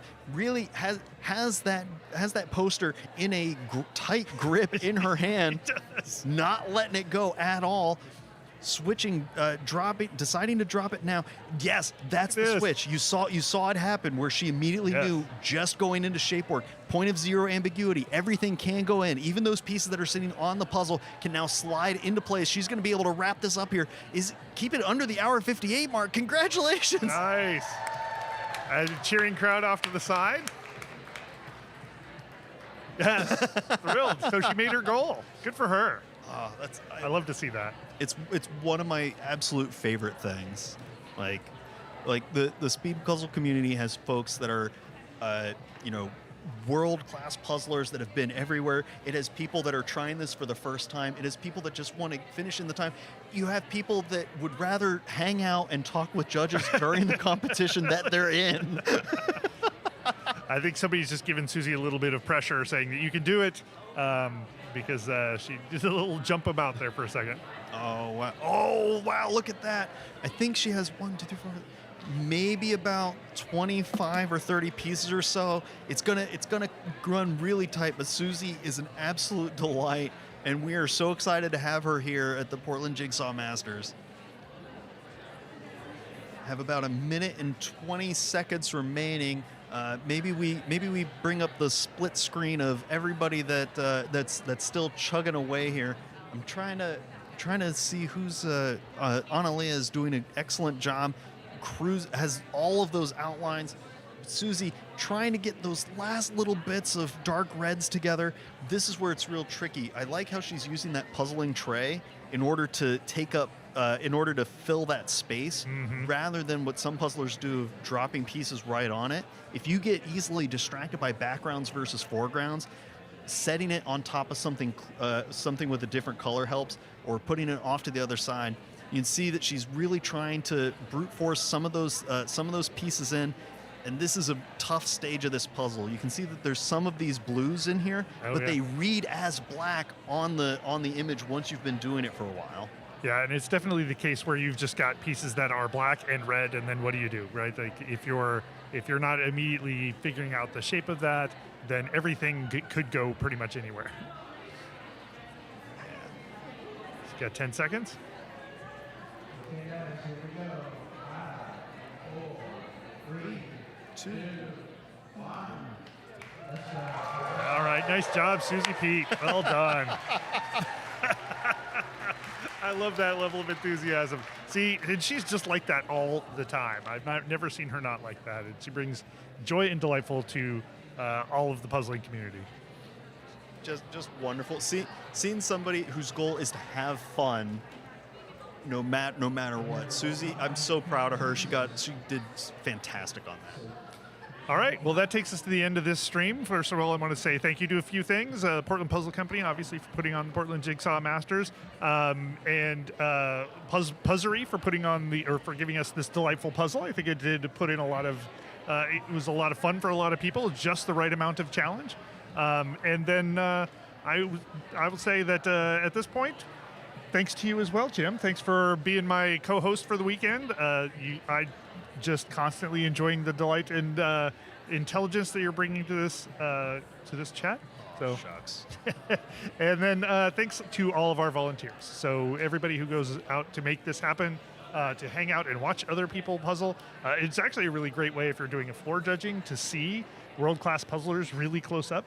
So I definitely encourage people to do that. And then the next event is coming up in about 24 minutes. We will start the live stream in advance of that by about 10 minutes. Fingers crossed if we can make that happen. So tune in early at about 15 minutes. That will be the Duos 1 heat.